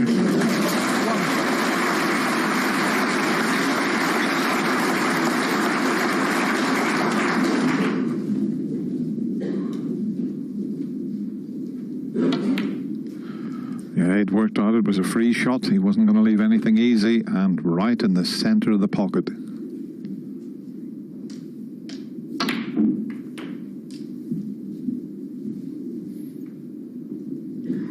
Just about okay. He can get past the yellow, but he didn't get enough side to cannon that red as he intended.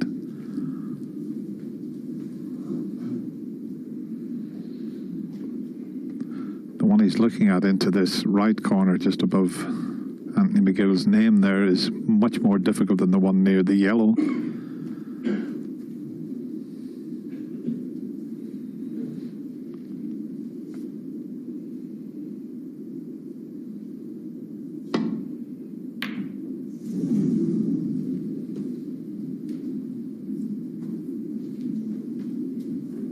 Trump, 8. So 55 the difference.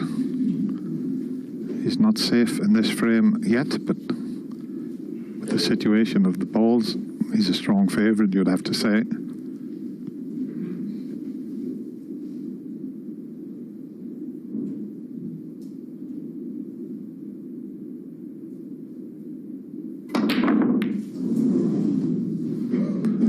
Well, that was expecting a bit too much to get that pocket to accept the red at that pace. I don't think he meant to hit it that hard, as we see both white and red jumping around the table. Oh, where's this red going? Oh, the black has come to his rescue. It was heading over the right corner pocket there, and the black prevented that.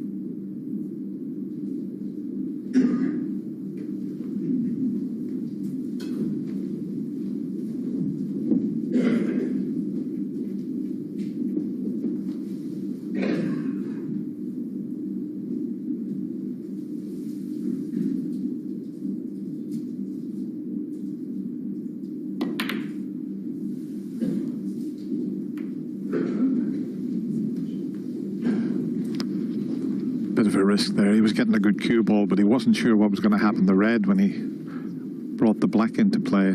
Now this red will pot, and the natural angle will probably cannon into the brown, but got to make sure of the pot.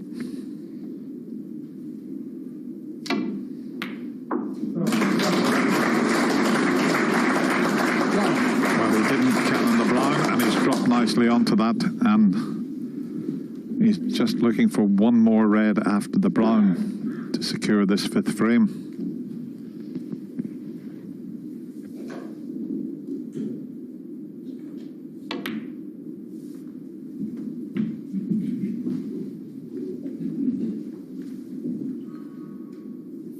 Switch it off, please.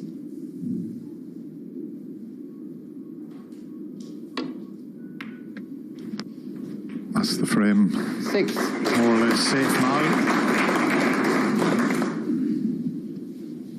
It's pretty good when he switches hands, Judd.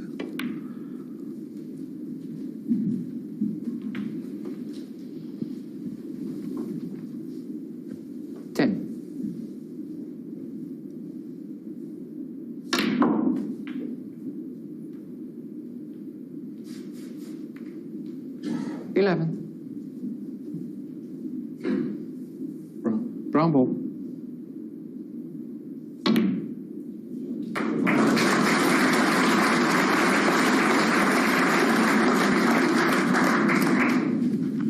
This would be some shot to pot this down past the blue.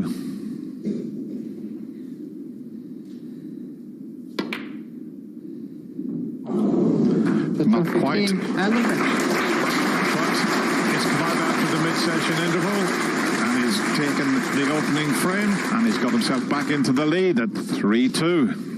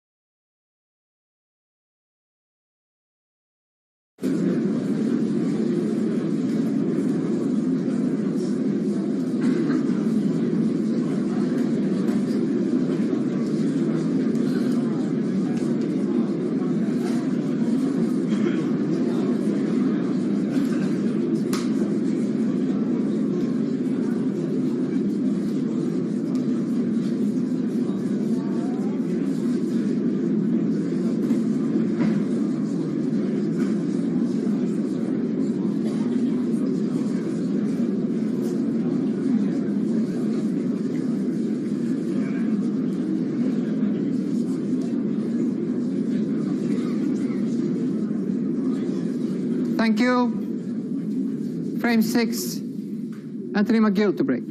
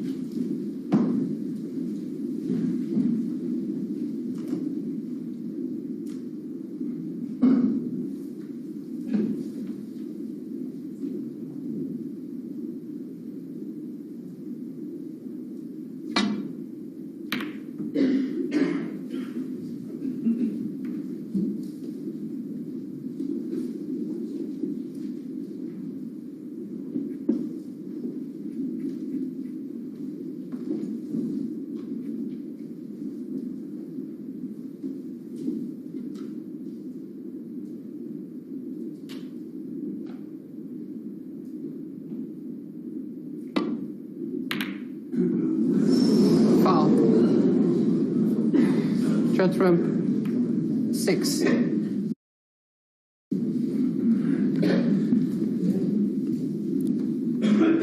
So from that safety shot, Anthony McGill put the pink. He's left the cue ball in a position, obviously, for Judd to take this red on to right corner. I'm not sure whether it's looks straight enough to be able to play for black to the left corner. There's a bit of angle there. Maybe just drop it in off the cushion.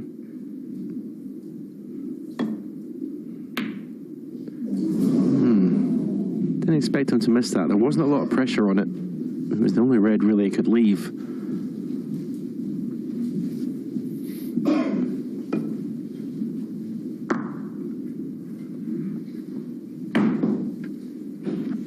Not straightforward to get in behind the green. You'd have to play it with a little stun shot to get the white over there, which he's played very nicely by the looks of things.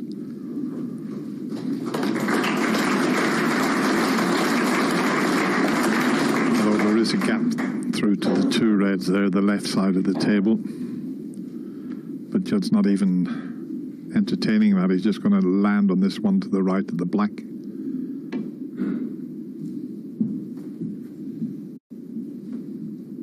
He's going to hit the wrong side of it.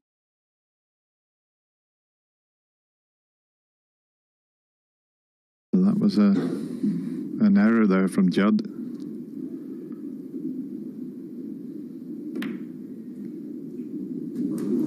A gentle little cannon onto the red next to the black, and he's got the black spot area cleared.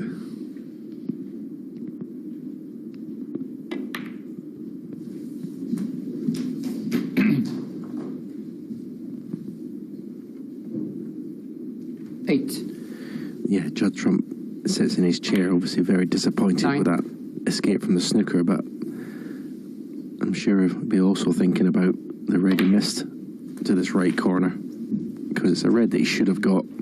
Okay, it was from distance, but 16. His game is based on putting these long balls, getting 17. in. And if that's not happening, he's just not the same player.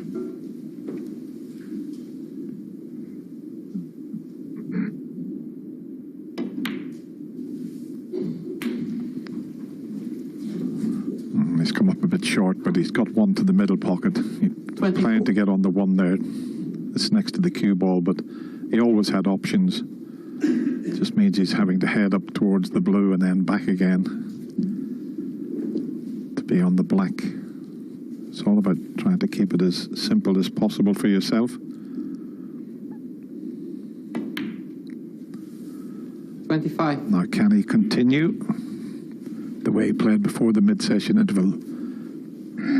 Two unbelievable frames, 77 break and 119. He was flying just before the mid-session interval.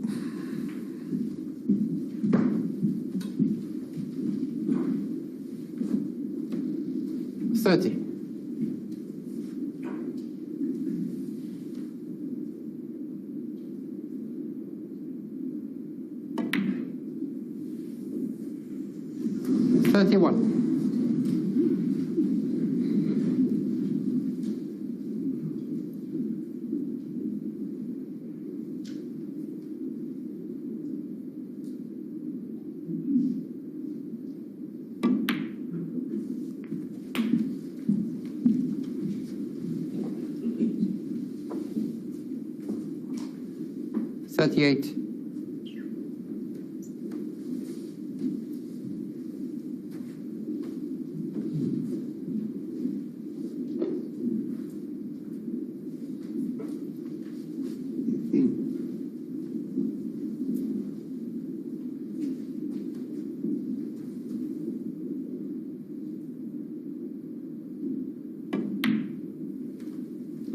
$39.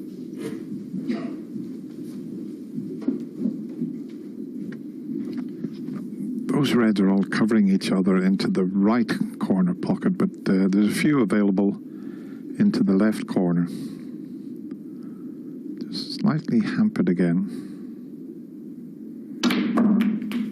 There's a few more available now.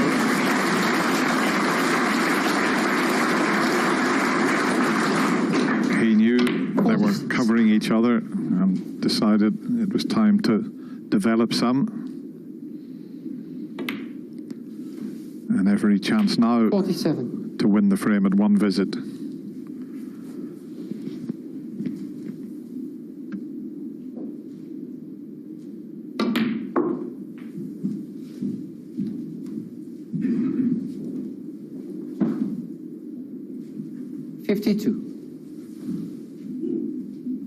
Well, it's an interesting way he played that, to play for this red. 53. But it's safely in, and this match is building up to be, well, as close as I think we all expected it would be. Nothing to choose between the players. As I said before, Judd Trump is not as intimidating an opponent if his long game 60. Is not on point. He put a nice 2 or 3 in the first couple of frames, but since then, 61. Not been going in, and it's going to make Anthony McGill feel a lot better. And he's shown here that, given the opportunity, he's going to score very heavily. He's already had breaks of 77 and 119. 69. And average shot time has come right down to 23 seconds a shot. Doesn't waste any time when he's in. He's been played very swiftly. 76. And without any stress. 77. He's had the cue ball under good control.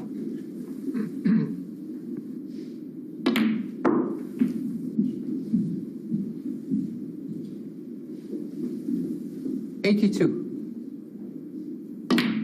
83.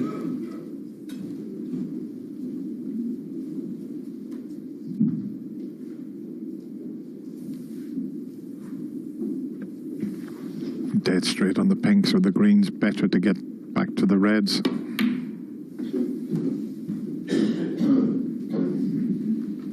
The green will go on the highest available spot. In this case, there's only the pink available. 86. Pink spot. So not straightforward to make a second century here.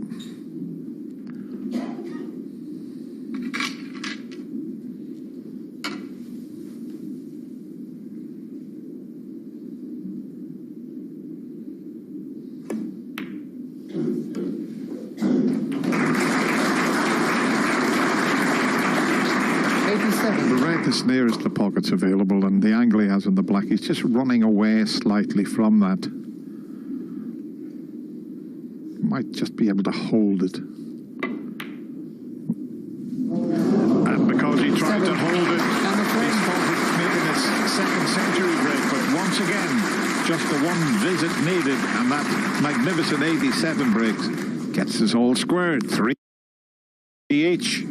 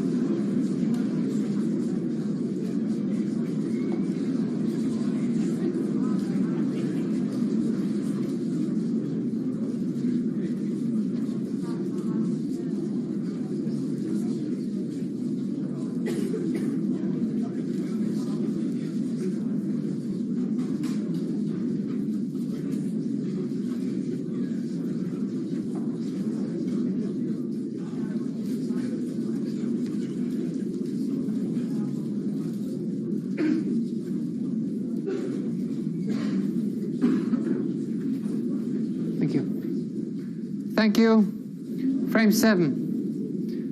Shot ramp to break.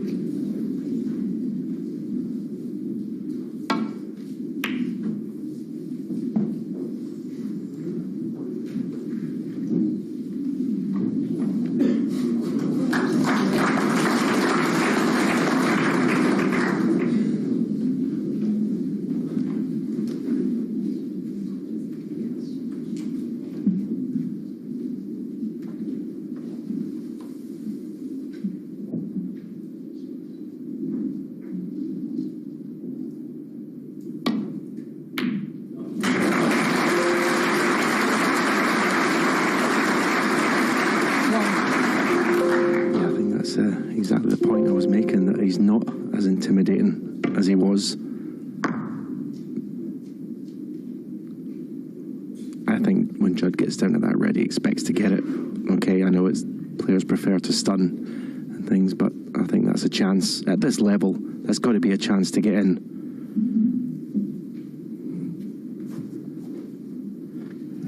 Mark should be practicing anyway, Dennis, shouldn't he? What is he in the studio for? He's got a match to play.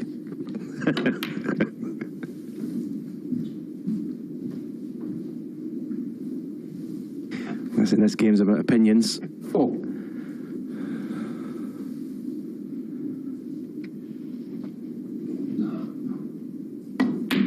I totally agree with one thing. As long as you win the match, you're happy. But I know how, say, watching Judd, how intimidating he can be when those are going in.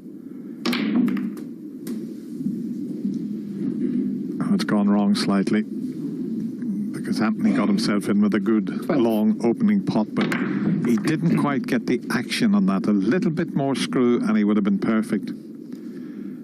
Okay, he can take this on with a little bit of freedom, because he can finish on a balk colour or the blue. So it's key that he knocks this in. Right in the centre of the pocket. He's on the blue. 13. But it's just come up a little short. He's got a red to the right of the pink that he can get on. I'm not sure about the one to the left of the pink, maybe, but he's got a long way to travel to get there. And he's going to do it, playing one of the balk colours. By the looks of things, it's the brown to avail better position.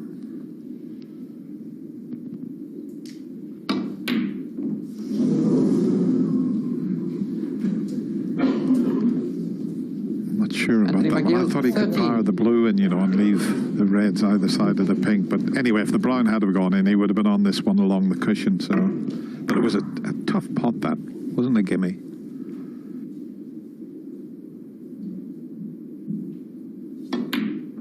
One.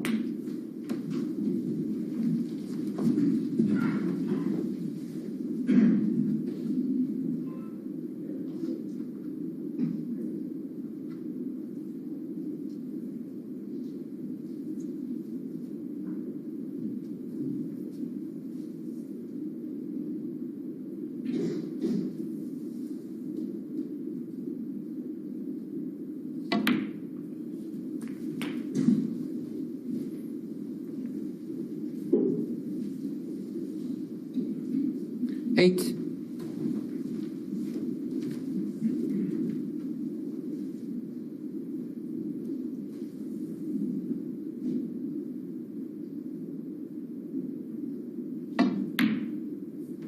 Nine. Now the red at the back of the bunch is available. I'm not quite sure if the one to the left of the pink, if the pink's slightly in the way. We'll find out very shortly. No problem with that one. Oh, I said no problem with it. He decelerated. He didn't get the action 60. on that. What a mistake that is. No pressure whatsoever. Just needs a little bit more screw. And he underdone it. End of break. Surprising.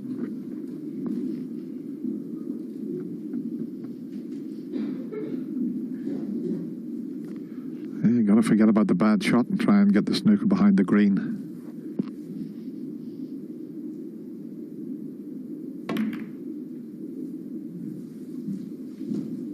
Shot ramp.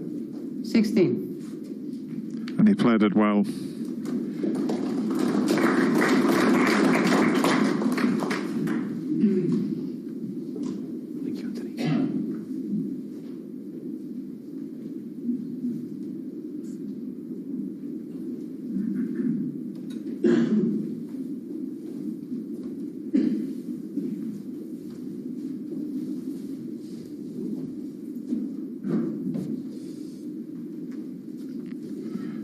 Can't risk going across the left side of the table because of that red that's to the left of the bunch and black.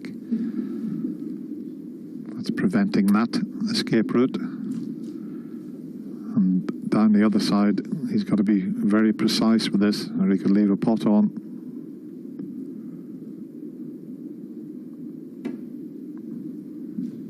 That's near the pink, and he may have left a pot as well. Foul and a miss. Well, he hasn't left the pot. He almost did. He's standing there. He feels it's going to come back. No. Got to put it back, surely, yeah.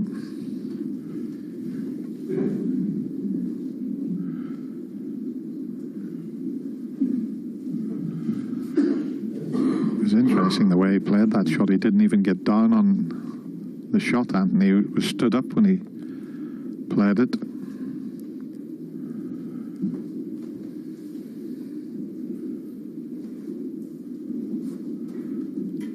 Doesn't have to play the same shot again. You can change your mind, but it'd be interesting to see if he stands up again.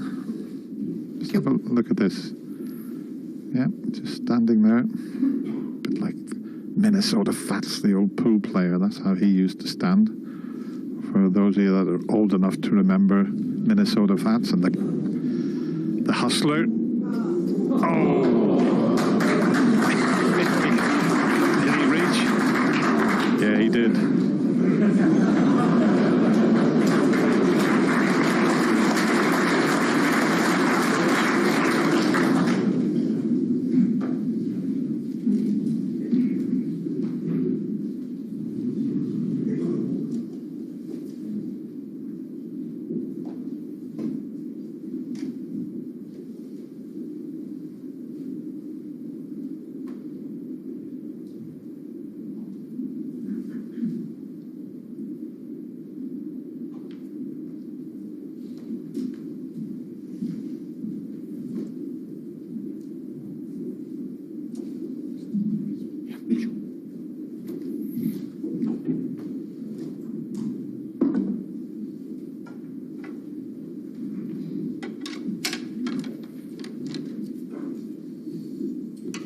Can Judd get enough left-hand side on this cue ball to try and get him behind the brown here?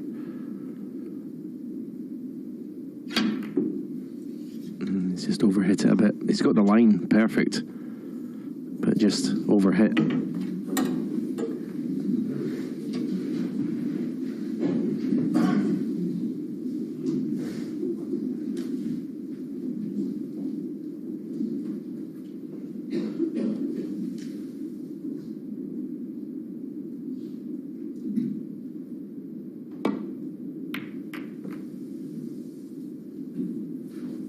This is a good line if it misses a yellow, which it hasn't done. So that's the target for this little safety exchange. Who can get the cue ball in behind the brown first?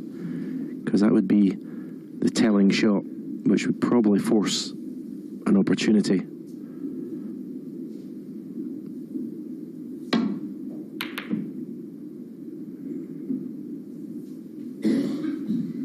That's not good. Yeah, let's put the black out of commission as well, which neither player wants to see. The way they're playing, they're both cueing very well, so you don't want the colours tied up. You can get through to this red, but you'll have to get back up towards the blue.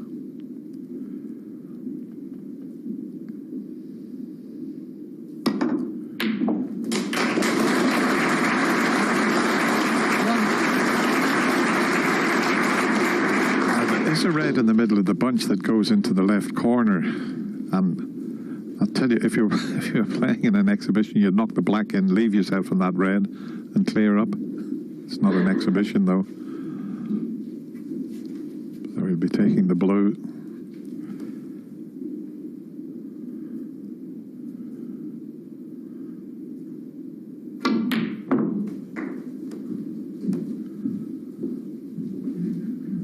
I might be able to have a go at a plant here with safety in mind.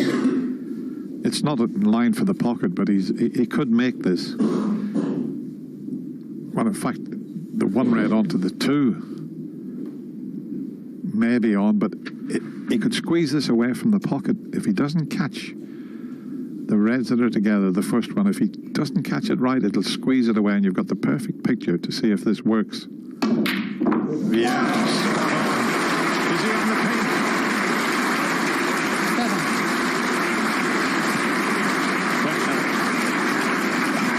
Have a look at the way they finished. What a cracking shot. The ball's flying all over the table, and he's finished on the pink. Can he take advantage? Another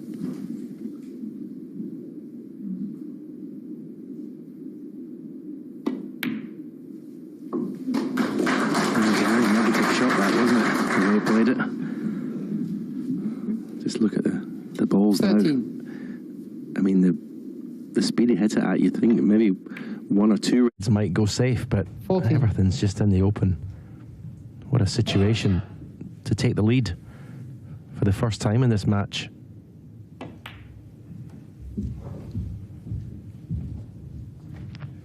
Yeah, you'd have to say that was the dream split on the reds there, but well worked out for the plant. 20.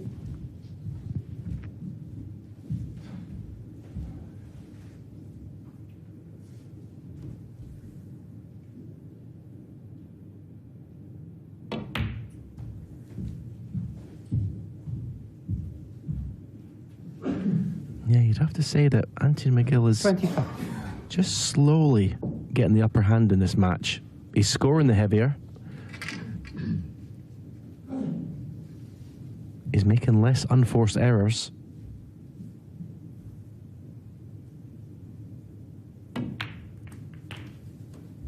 $26.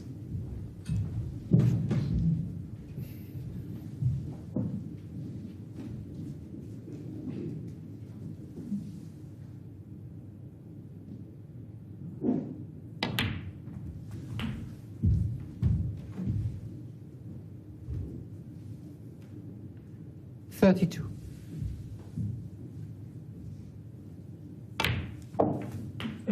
$33.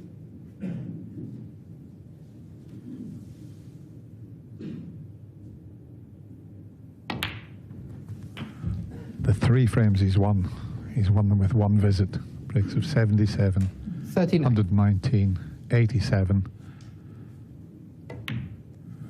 And this could be another 40. frame-winning break. So excellent stuff from this flying Scot at the moment.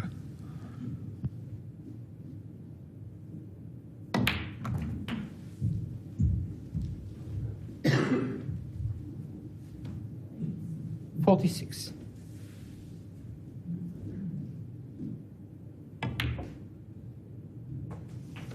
$47.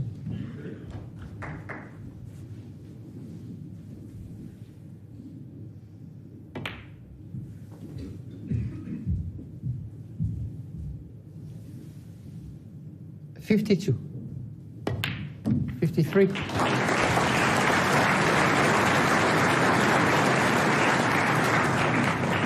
And the whole of the Crucible Arena appreciating this.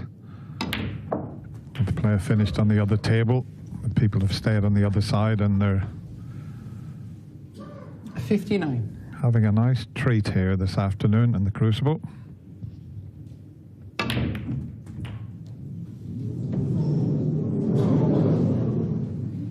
$60.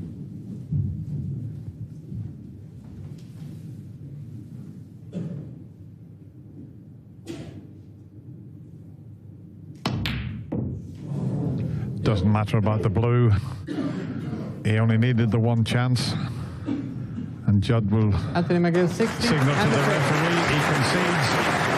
So Judd sits in his seat as Anthony McGill takes that frame and gets himself into the lead for the first time at 4-3.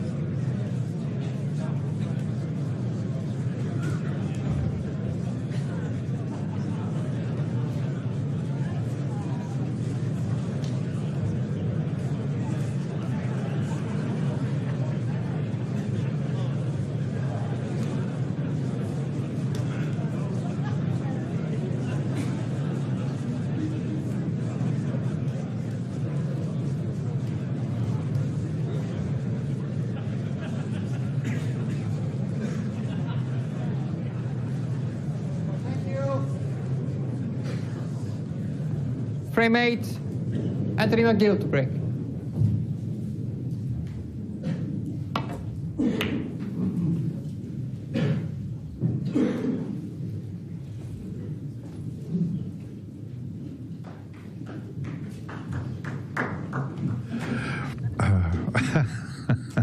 That was so funny, Stephen. You got what you deserved there. I love it. I love it. I love it. I'm an easy target, Dennis. No, I worked with Mark in the commentary the other day, and he was terrific to sit with and hear his views.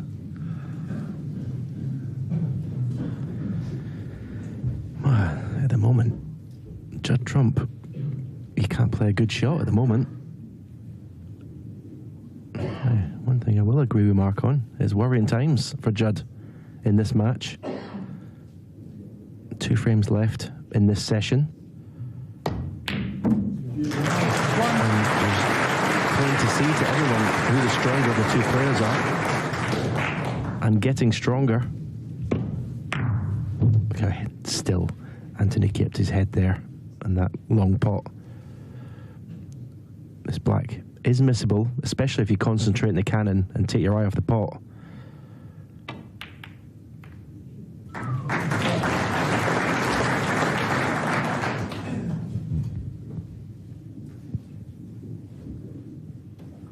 Eight.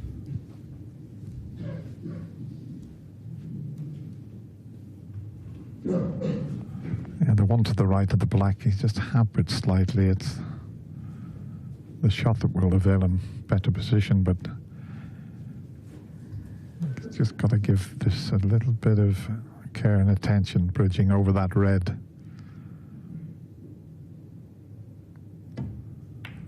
Oh, well played. That wasn't easy.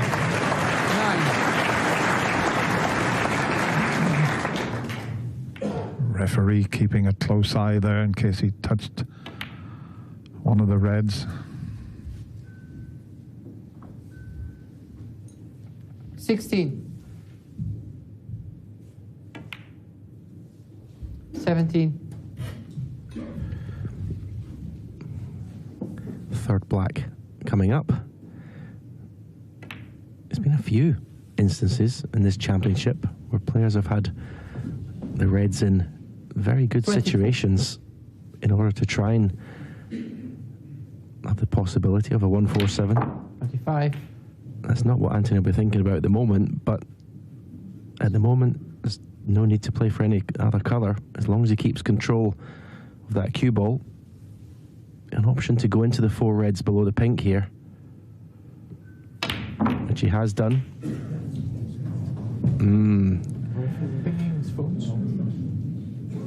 I think he's got one to the right middle, but it's where the position is coming from. 32. Is it straight enough to just to screw back for the black, or even to play a little cannon on a red to leave the pink to the same pocket? Yeah, I think someone's phone went off, or the referee was saying an eye watch. Make sure your eye watches and your phones are off. Now this is a delicate little shot here.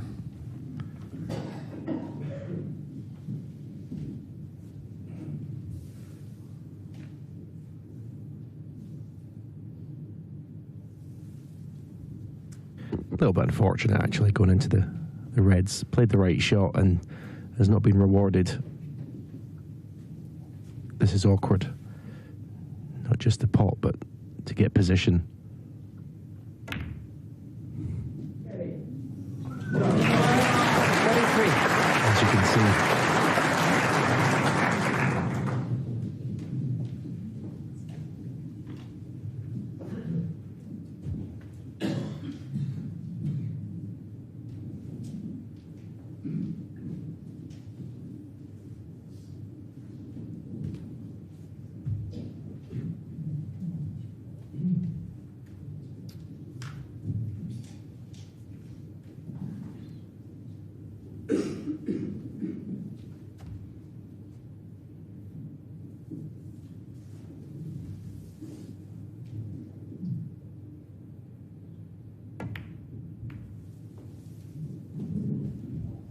Anthony McGill, 33.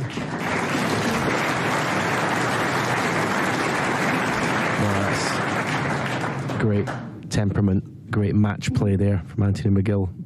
Must have been disappointed to leave the table so early, but just made sure he got a great cue ball with a safety shot.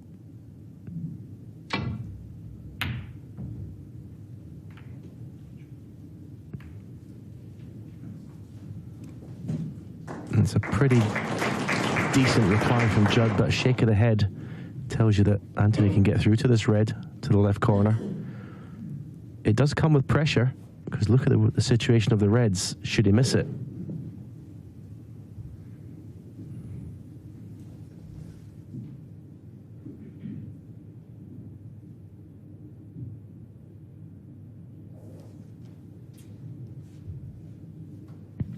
He wasn't ready there. Always better to walk away and start again. It just didn't feel right.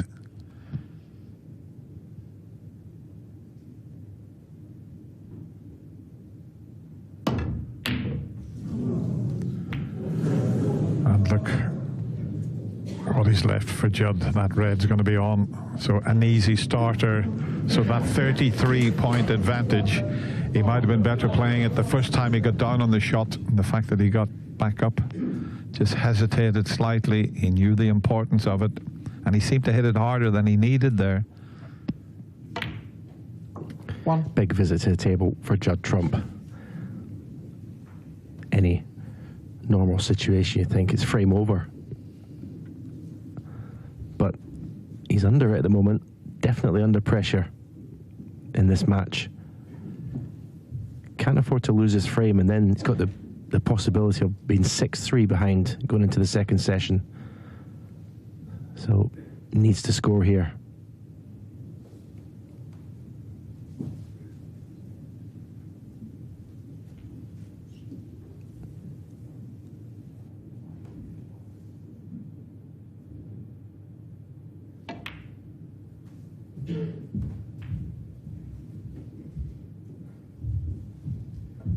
Pink is going to be out of commission now, and 7. He won't really want to play for the black yet, because there's a red very close to the black spot. So he's just got to work out the puzzle 8 here in this little break.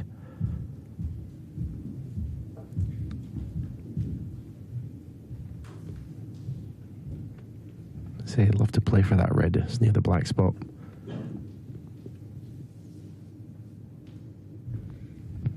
I think the red, too, from the black is blocking a few of the reds from going into the right corner pocket. Those 5 reds that are near the pink, maybe that red's just hampering them at the moment. And he's took his eye off the blue, and I'm not sure if he's dropped on a red here. So that was a poor shot all round from Judd. Now, what has he left, if anything? Nothing there will go, that will go, but he's not in behind it. So that was a strange shot. Maybe if Judd had dropped the blue in, he would have finished on one of the reds that was available into the right corner. Now this will test his cueing. No. And all of a sudden, there seems to be a little bit of pressure on Anthony McGill. The fact that he's got himself into a 4-3 advantage with 4 frame-winning breaks. Yeah, missing pots is fine, but when you miss them by the distance that Anthony's missed the last 2 long pots by, it doesn't fill you with confidence. Judd also misses by quite a distance. So, yeah, although it's the first round, it's the 8th frame. There's already plenty crucible tension out there.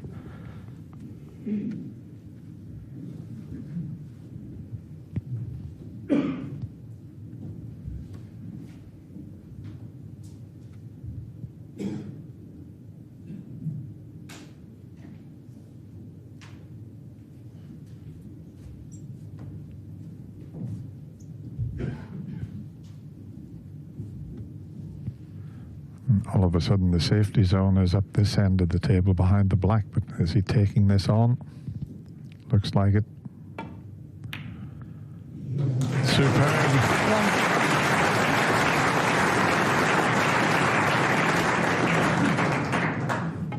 Well, you can't cue the ball any better than that. Right in the center of the pocket. He's on the blue. There's a red up past the yellow available. Doesn't want to be dead straight on this. 6. Because the green and brown are not available into the right corner. The yellow is, but he's got an angle here. So he was able to force it over 7. behind the green. Still not ideally placed, but one good shot here. And he'll give himself a great chance of extending his lead to 2 frames.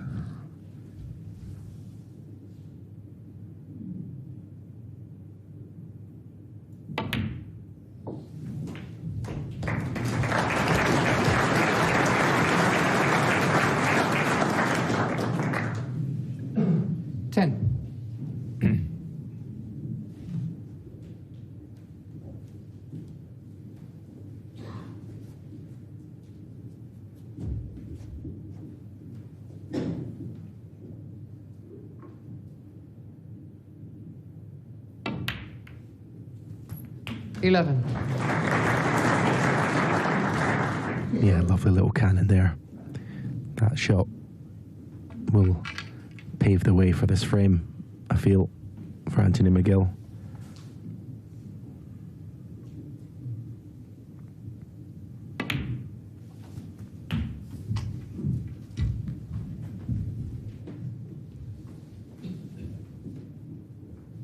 $17.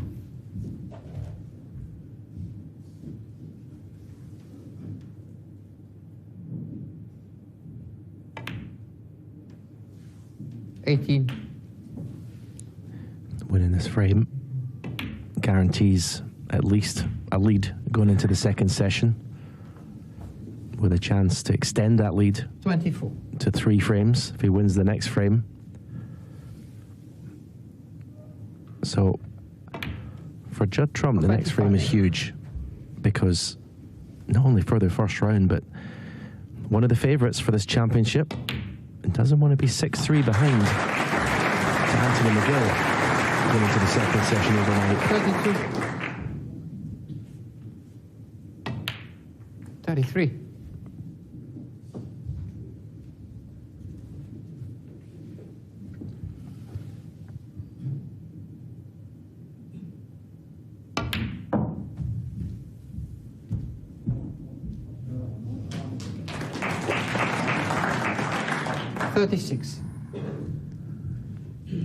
Well, he missed a couple of long pots early on in this frame, but he's back flowing again the way he was when he took those 4 frames with 1 visit in each frame. 37. And when you consider he lost the 2 opening frames, this is quite a performance. But we all knew that he was capable of this. Yeah, 5 of the next 6 frames he's won. And that, well, the chance that Judd had in the middle of the frame, the reds everywhere, to only score 8 points was a shock to me. And I'm sure it was a shock to him. 41. 42. Bang under pressure to win the final frame of this first session.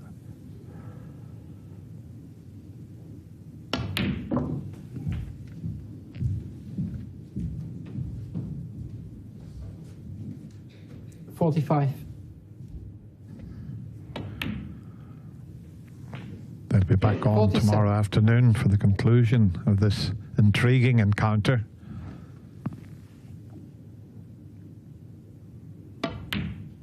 $50.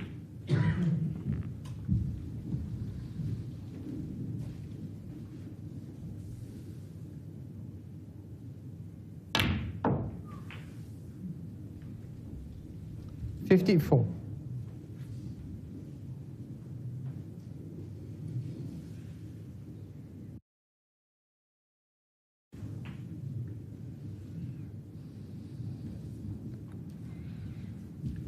59.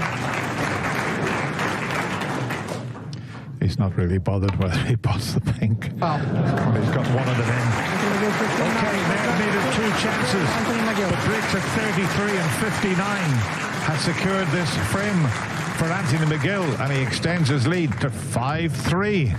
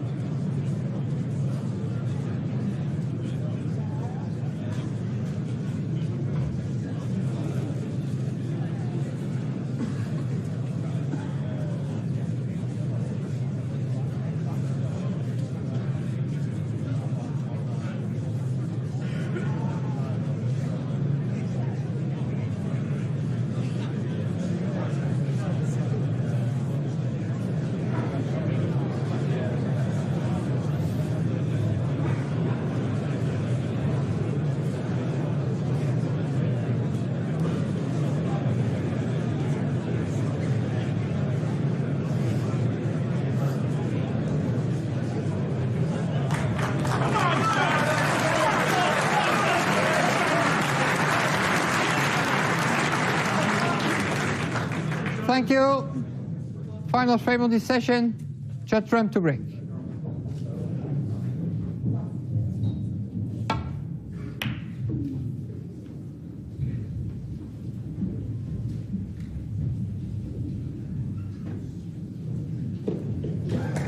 And a superb break-off shot there from Judd Trump. And that's what he needs, just to try and create an opportunity. Okay, missed that blue in the previous frame, which cost him. But that's all gone now. He's got to concentrate and try and get this final frame of this session under his belt, because he won't sleep too well if he's 6-3 behind. As I mentioned, they're back on tomorrow afternoon.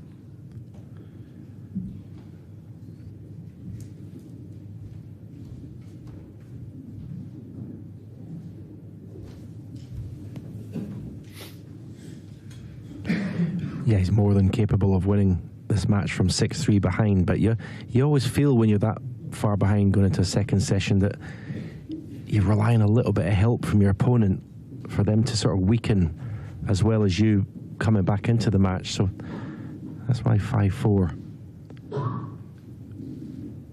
You know, it's such an important frame, this.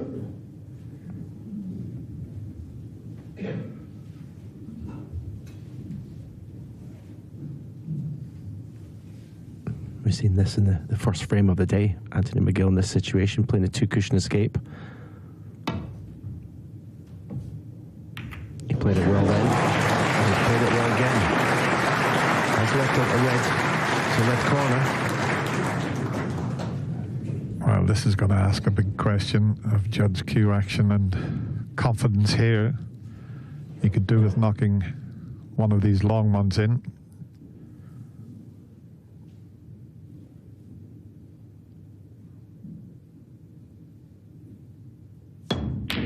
That's more like it.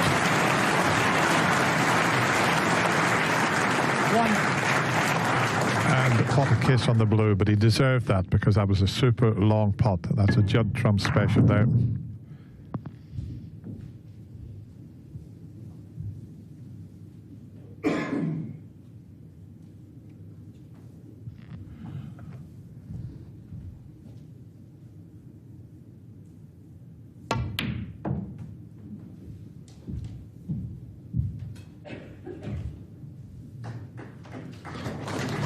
Taking the opportunity straight away to try and get on that red that's touching the black to the left corner. Just didn't travel far enough with the cue ball.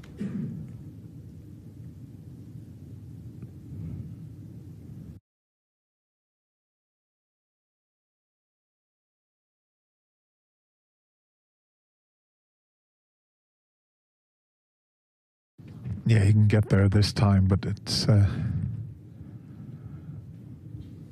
well, not as straightforward, but he should be okay. Here comes the cue ball. Blue safely in. He's got a better pace on it this time. That looks to be absolutely spot on, or is it? It'll come up just a little bit short. Another few inches and he would have been perfect. He's now got to just be careful when he nudges the black.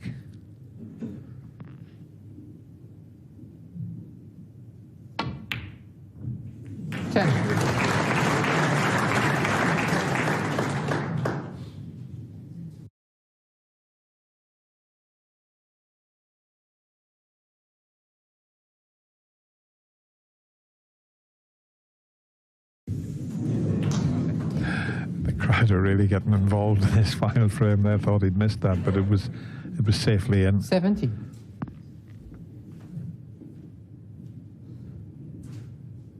Well, he's played some fabulous shots at the start of this break to create this opportunity now where he's got the balls exactly where he wants them in order to try 18. and win this final frame of the session. And having lost 5 of the last 6 frames, 5-4 down would be delighted.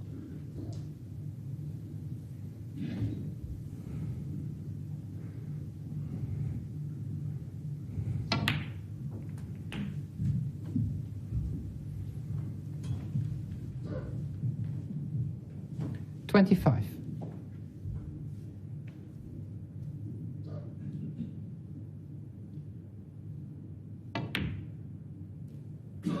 26.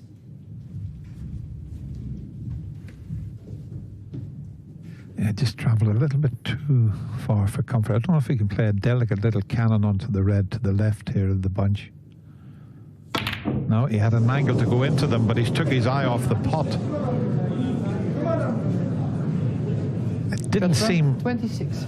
as if he had a good angle just to split them. He thought he had, but he just took his eye off the black. Thank you.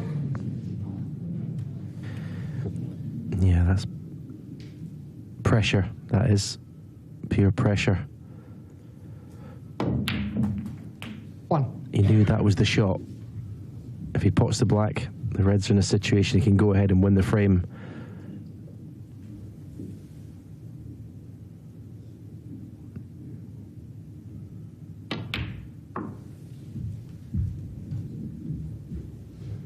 I don't think there's no pressure on Anthony McGill here 8. to try and get that 6-3 advantage. This is a huge frame for him as well. 9. But it's amazing. I always say it's the easy shots that cost you in this game. Blue off the spot in the last frame, black off the spot this frame from Judd Trump. And 16. you have to say he's been put under pressure by his opponent. Simple as that.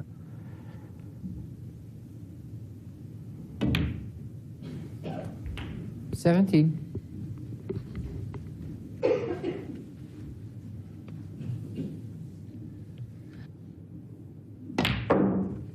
Didn't matter which side of the blue he finished on there because of the red to the right of the green. 22.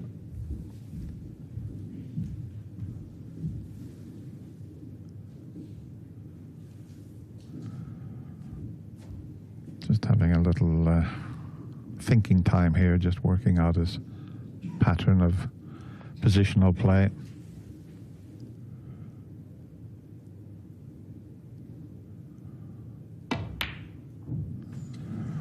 Well, that's a poor shot. That is amazing. He stood back and thought about things, and then he got down and almost missed the pot, but look where he put the cue ball. He's going to have a difficult green with the rest now. Just move the blue to the left. Oh. Not sure. Referee wanted to see the touching ball. Please declare. Well, it's touching. The only difference it makes is he's got to nominate his colour. The referee will say because he's touching the blue. In theory, he'd be hitting the blue, so that's why you've got to nominate your colour. So a tricky green with the rest. And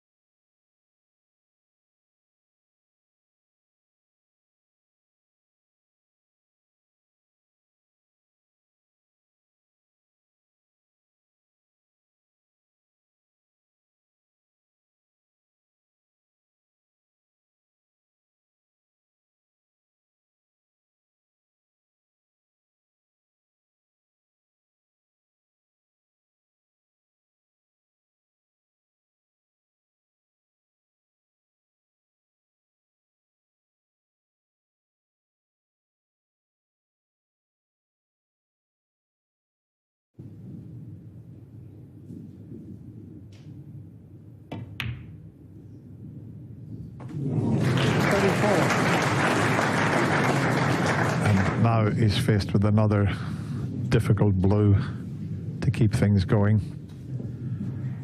Yeah, I thought there was always going to be quite a bit of tension in this final frame.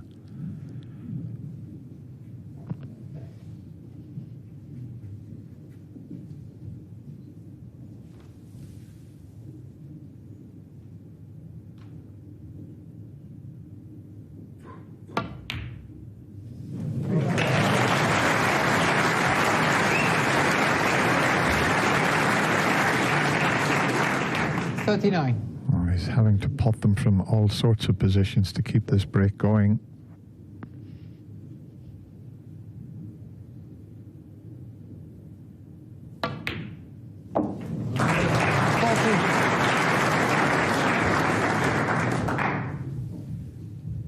This is excellent from Anthony McGill. It's almost like that red to the green pocket was like a wake-up call. He almost missed it. Although having said that, he lost the cue ball 45 for this red. He could have put the cue ball in an area to give himself a choice of the two there.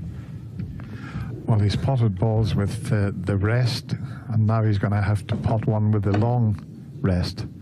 The extension on his cue and the extended rest. But he's pulled off some wonderful pots to keep this effort going. This is probably the most difficult of them all.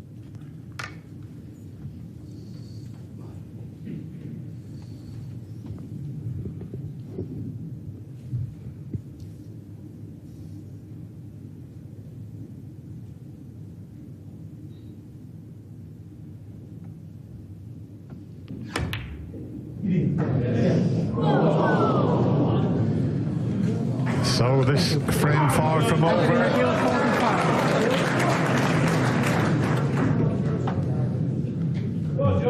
Judd will just be pleased to be back at the table. That was difficult. Yeah, and it's going to be difficult to win the frame at this visit because of that red and brown on the baulk cushion. Thank you. 1.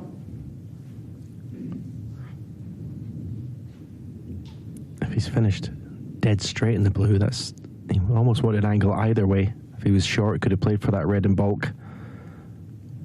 Not sure if he's just enough angle just to squeeze a bit, get the cue ball up for that red. And he sees just short. So he can force that. Lots of left-hand side. Wow. I don't believe that. I mean, that. McGill 1. He's a left-hander. He could have took the pink on and got on the red over the left side of the table. He thought about it, and then he thought, well, I'll hammer the blue in. And it shows you, if you don't concentrate 100%, you can miss anything. And, well, how many times did you miss a shot that easy, Stephen? Well, when you think about how much side he was actually putting on the cue ball and how hard he was hitting it, these cloths, it is missable. You don't expect him to miss it, and it's, again, down to the pressure. Shows where the white was before he put the blue bronze. He took the blue instead of the pink.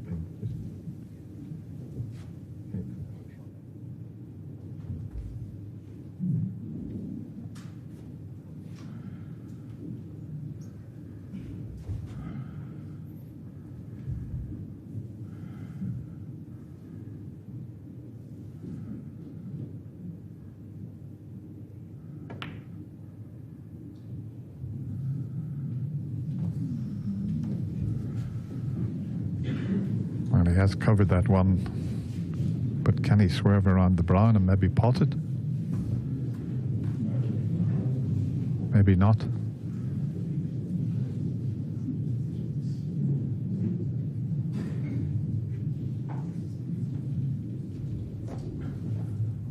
Yeah, he took the blue on, but have a look where the white was. He's a left-hander. Could maybe have taken the pink, played for that one, but just trying to force it. Mr. Sitter. Well, he's looked at the possibility of swerving around the brown. He doesn't like that. And he's going to have to take this remarkably difficult pot on, the other red. Because he's going to stick the one up that's over the pocket.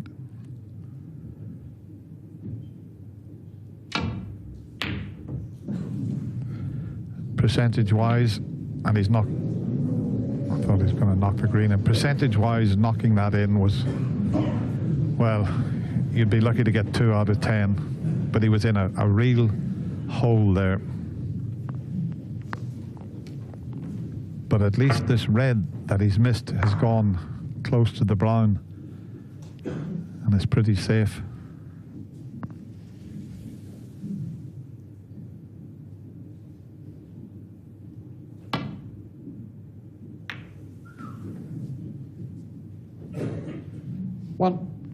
If that red had have been an open play, it would have been 6-3.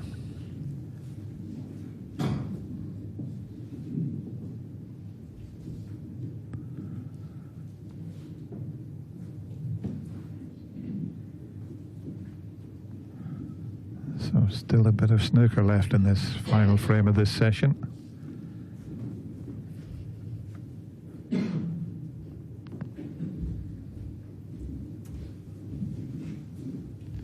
Well, he feels as if he can leave the white in such a position he can get the snooker in behind the brown, but that looks a little awkward. He'd need to get the white over close to the red to be able to play that.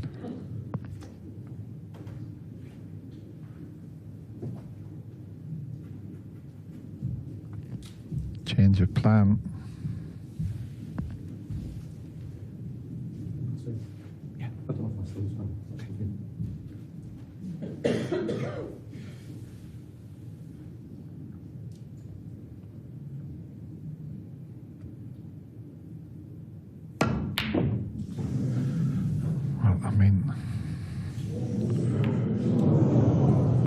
A very ambitious shot there. McGill 1.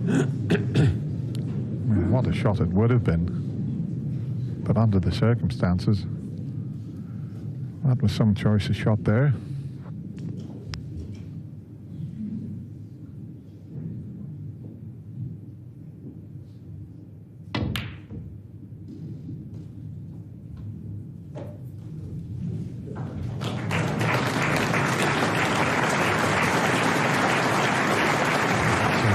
Still in this one, fighting.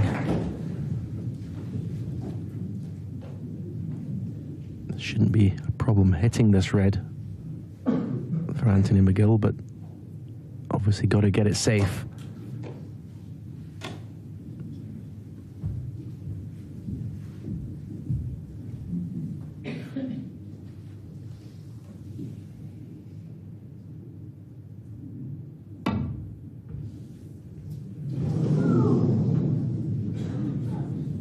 Foul and a miss.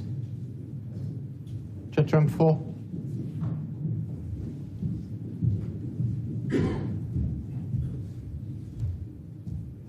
Back.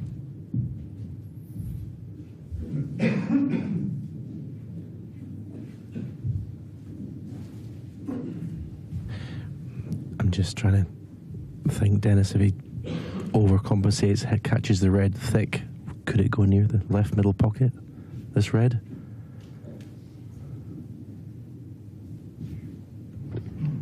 Yeah, it's one of those you've just got to hit it and hope for the best. You've no idea where it's going. No, not now. He's coming off one cushion. Foul. And a miss. Chance to pot it now. Judd Trump 7.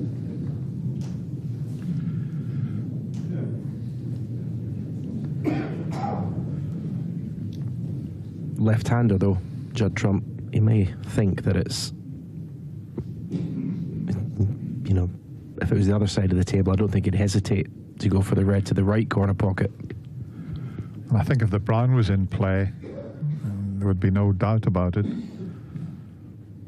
The brown is the only safe ball at the moment.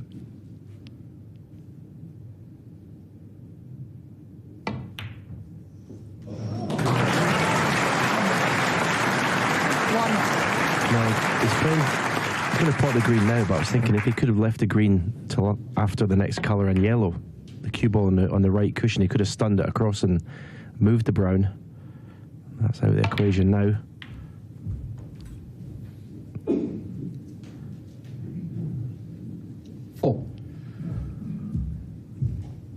But where the brown is and the blue, it's going to be a fascinating climax to this final frame. 6. Yeah, he's got to pot the brown in a yellow pocket. He'll be leaving the blue from a bit of distance because there's no way you want to play the brown at a lot of pace along the cushion.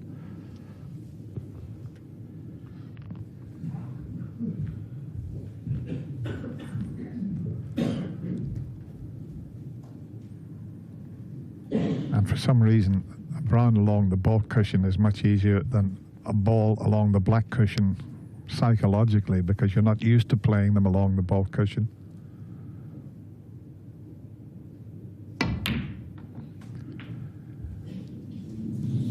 Nine. And what a choice he's left with here. Just make your mind up time. He's bound to be on the blue if he takes the brown on.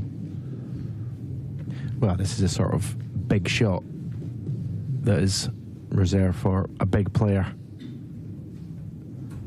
This is huge.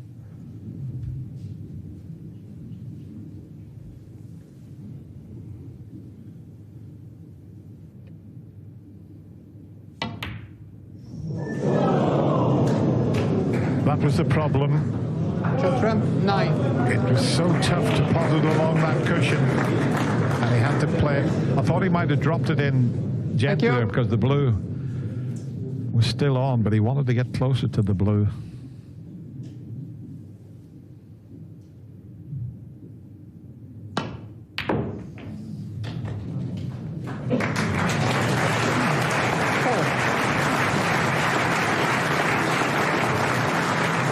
Couldn't have played that any better. Absolutely perfect.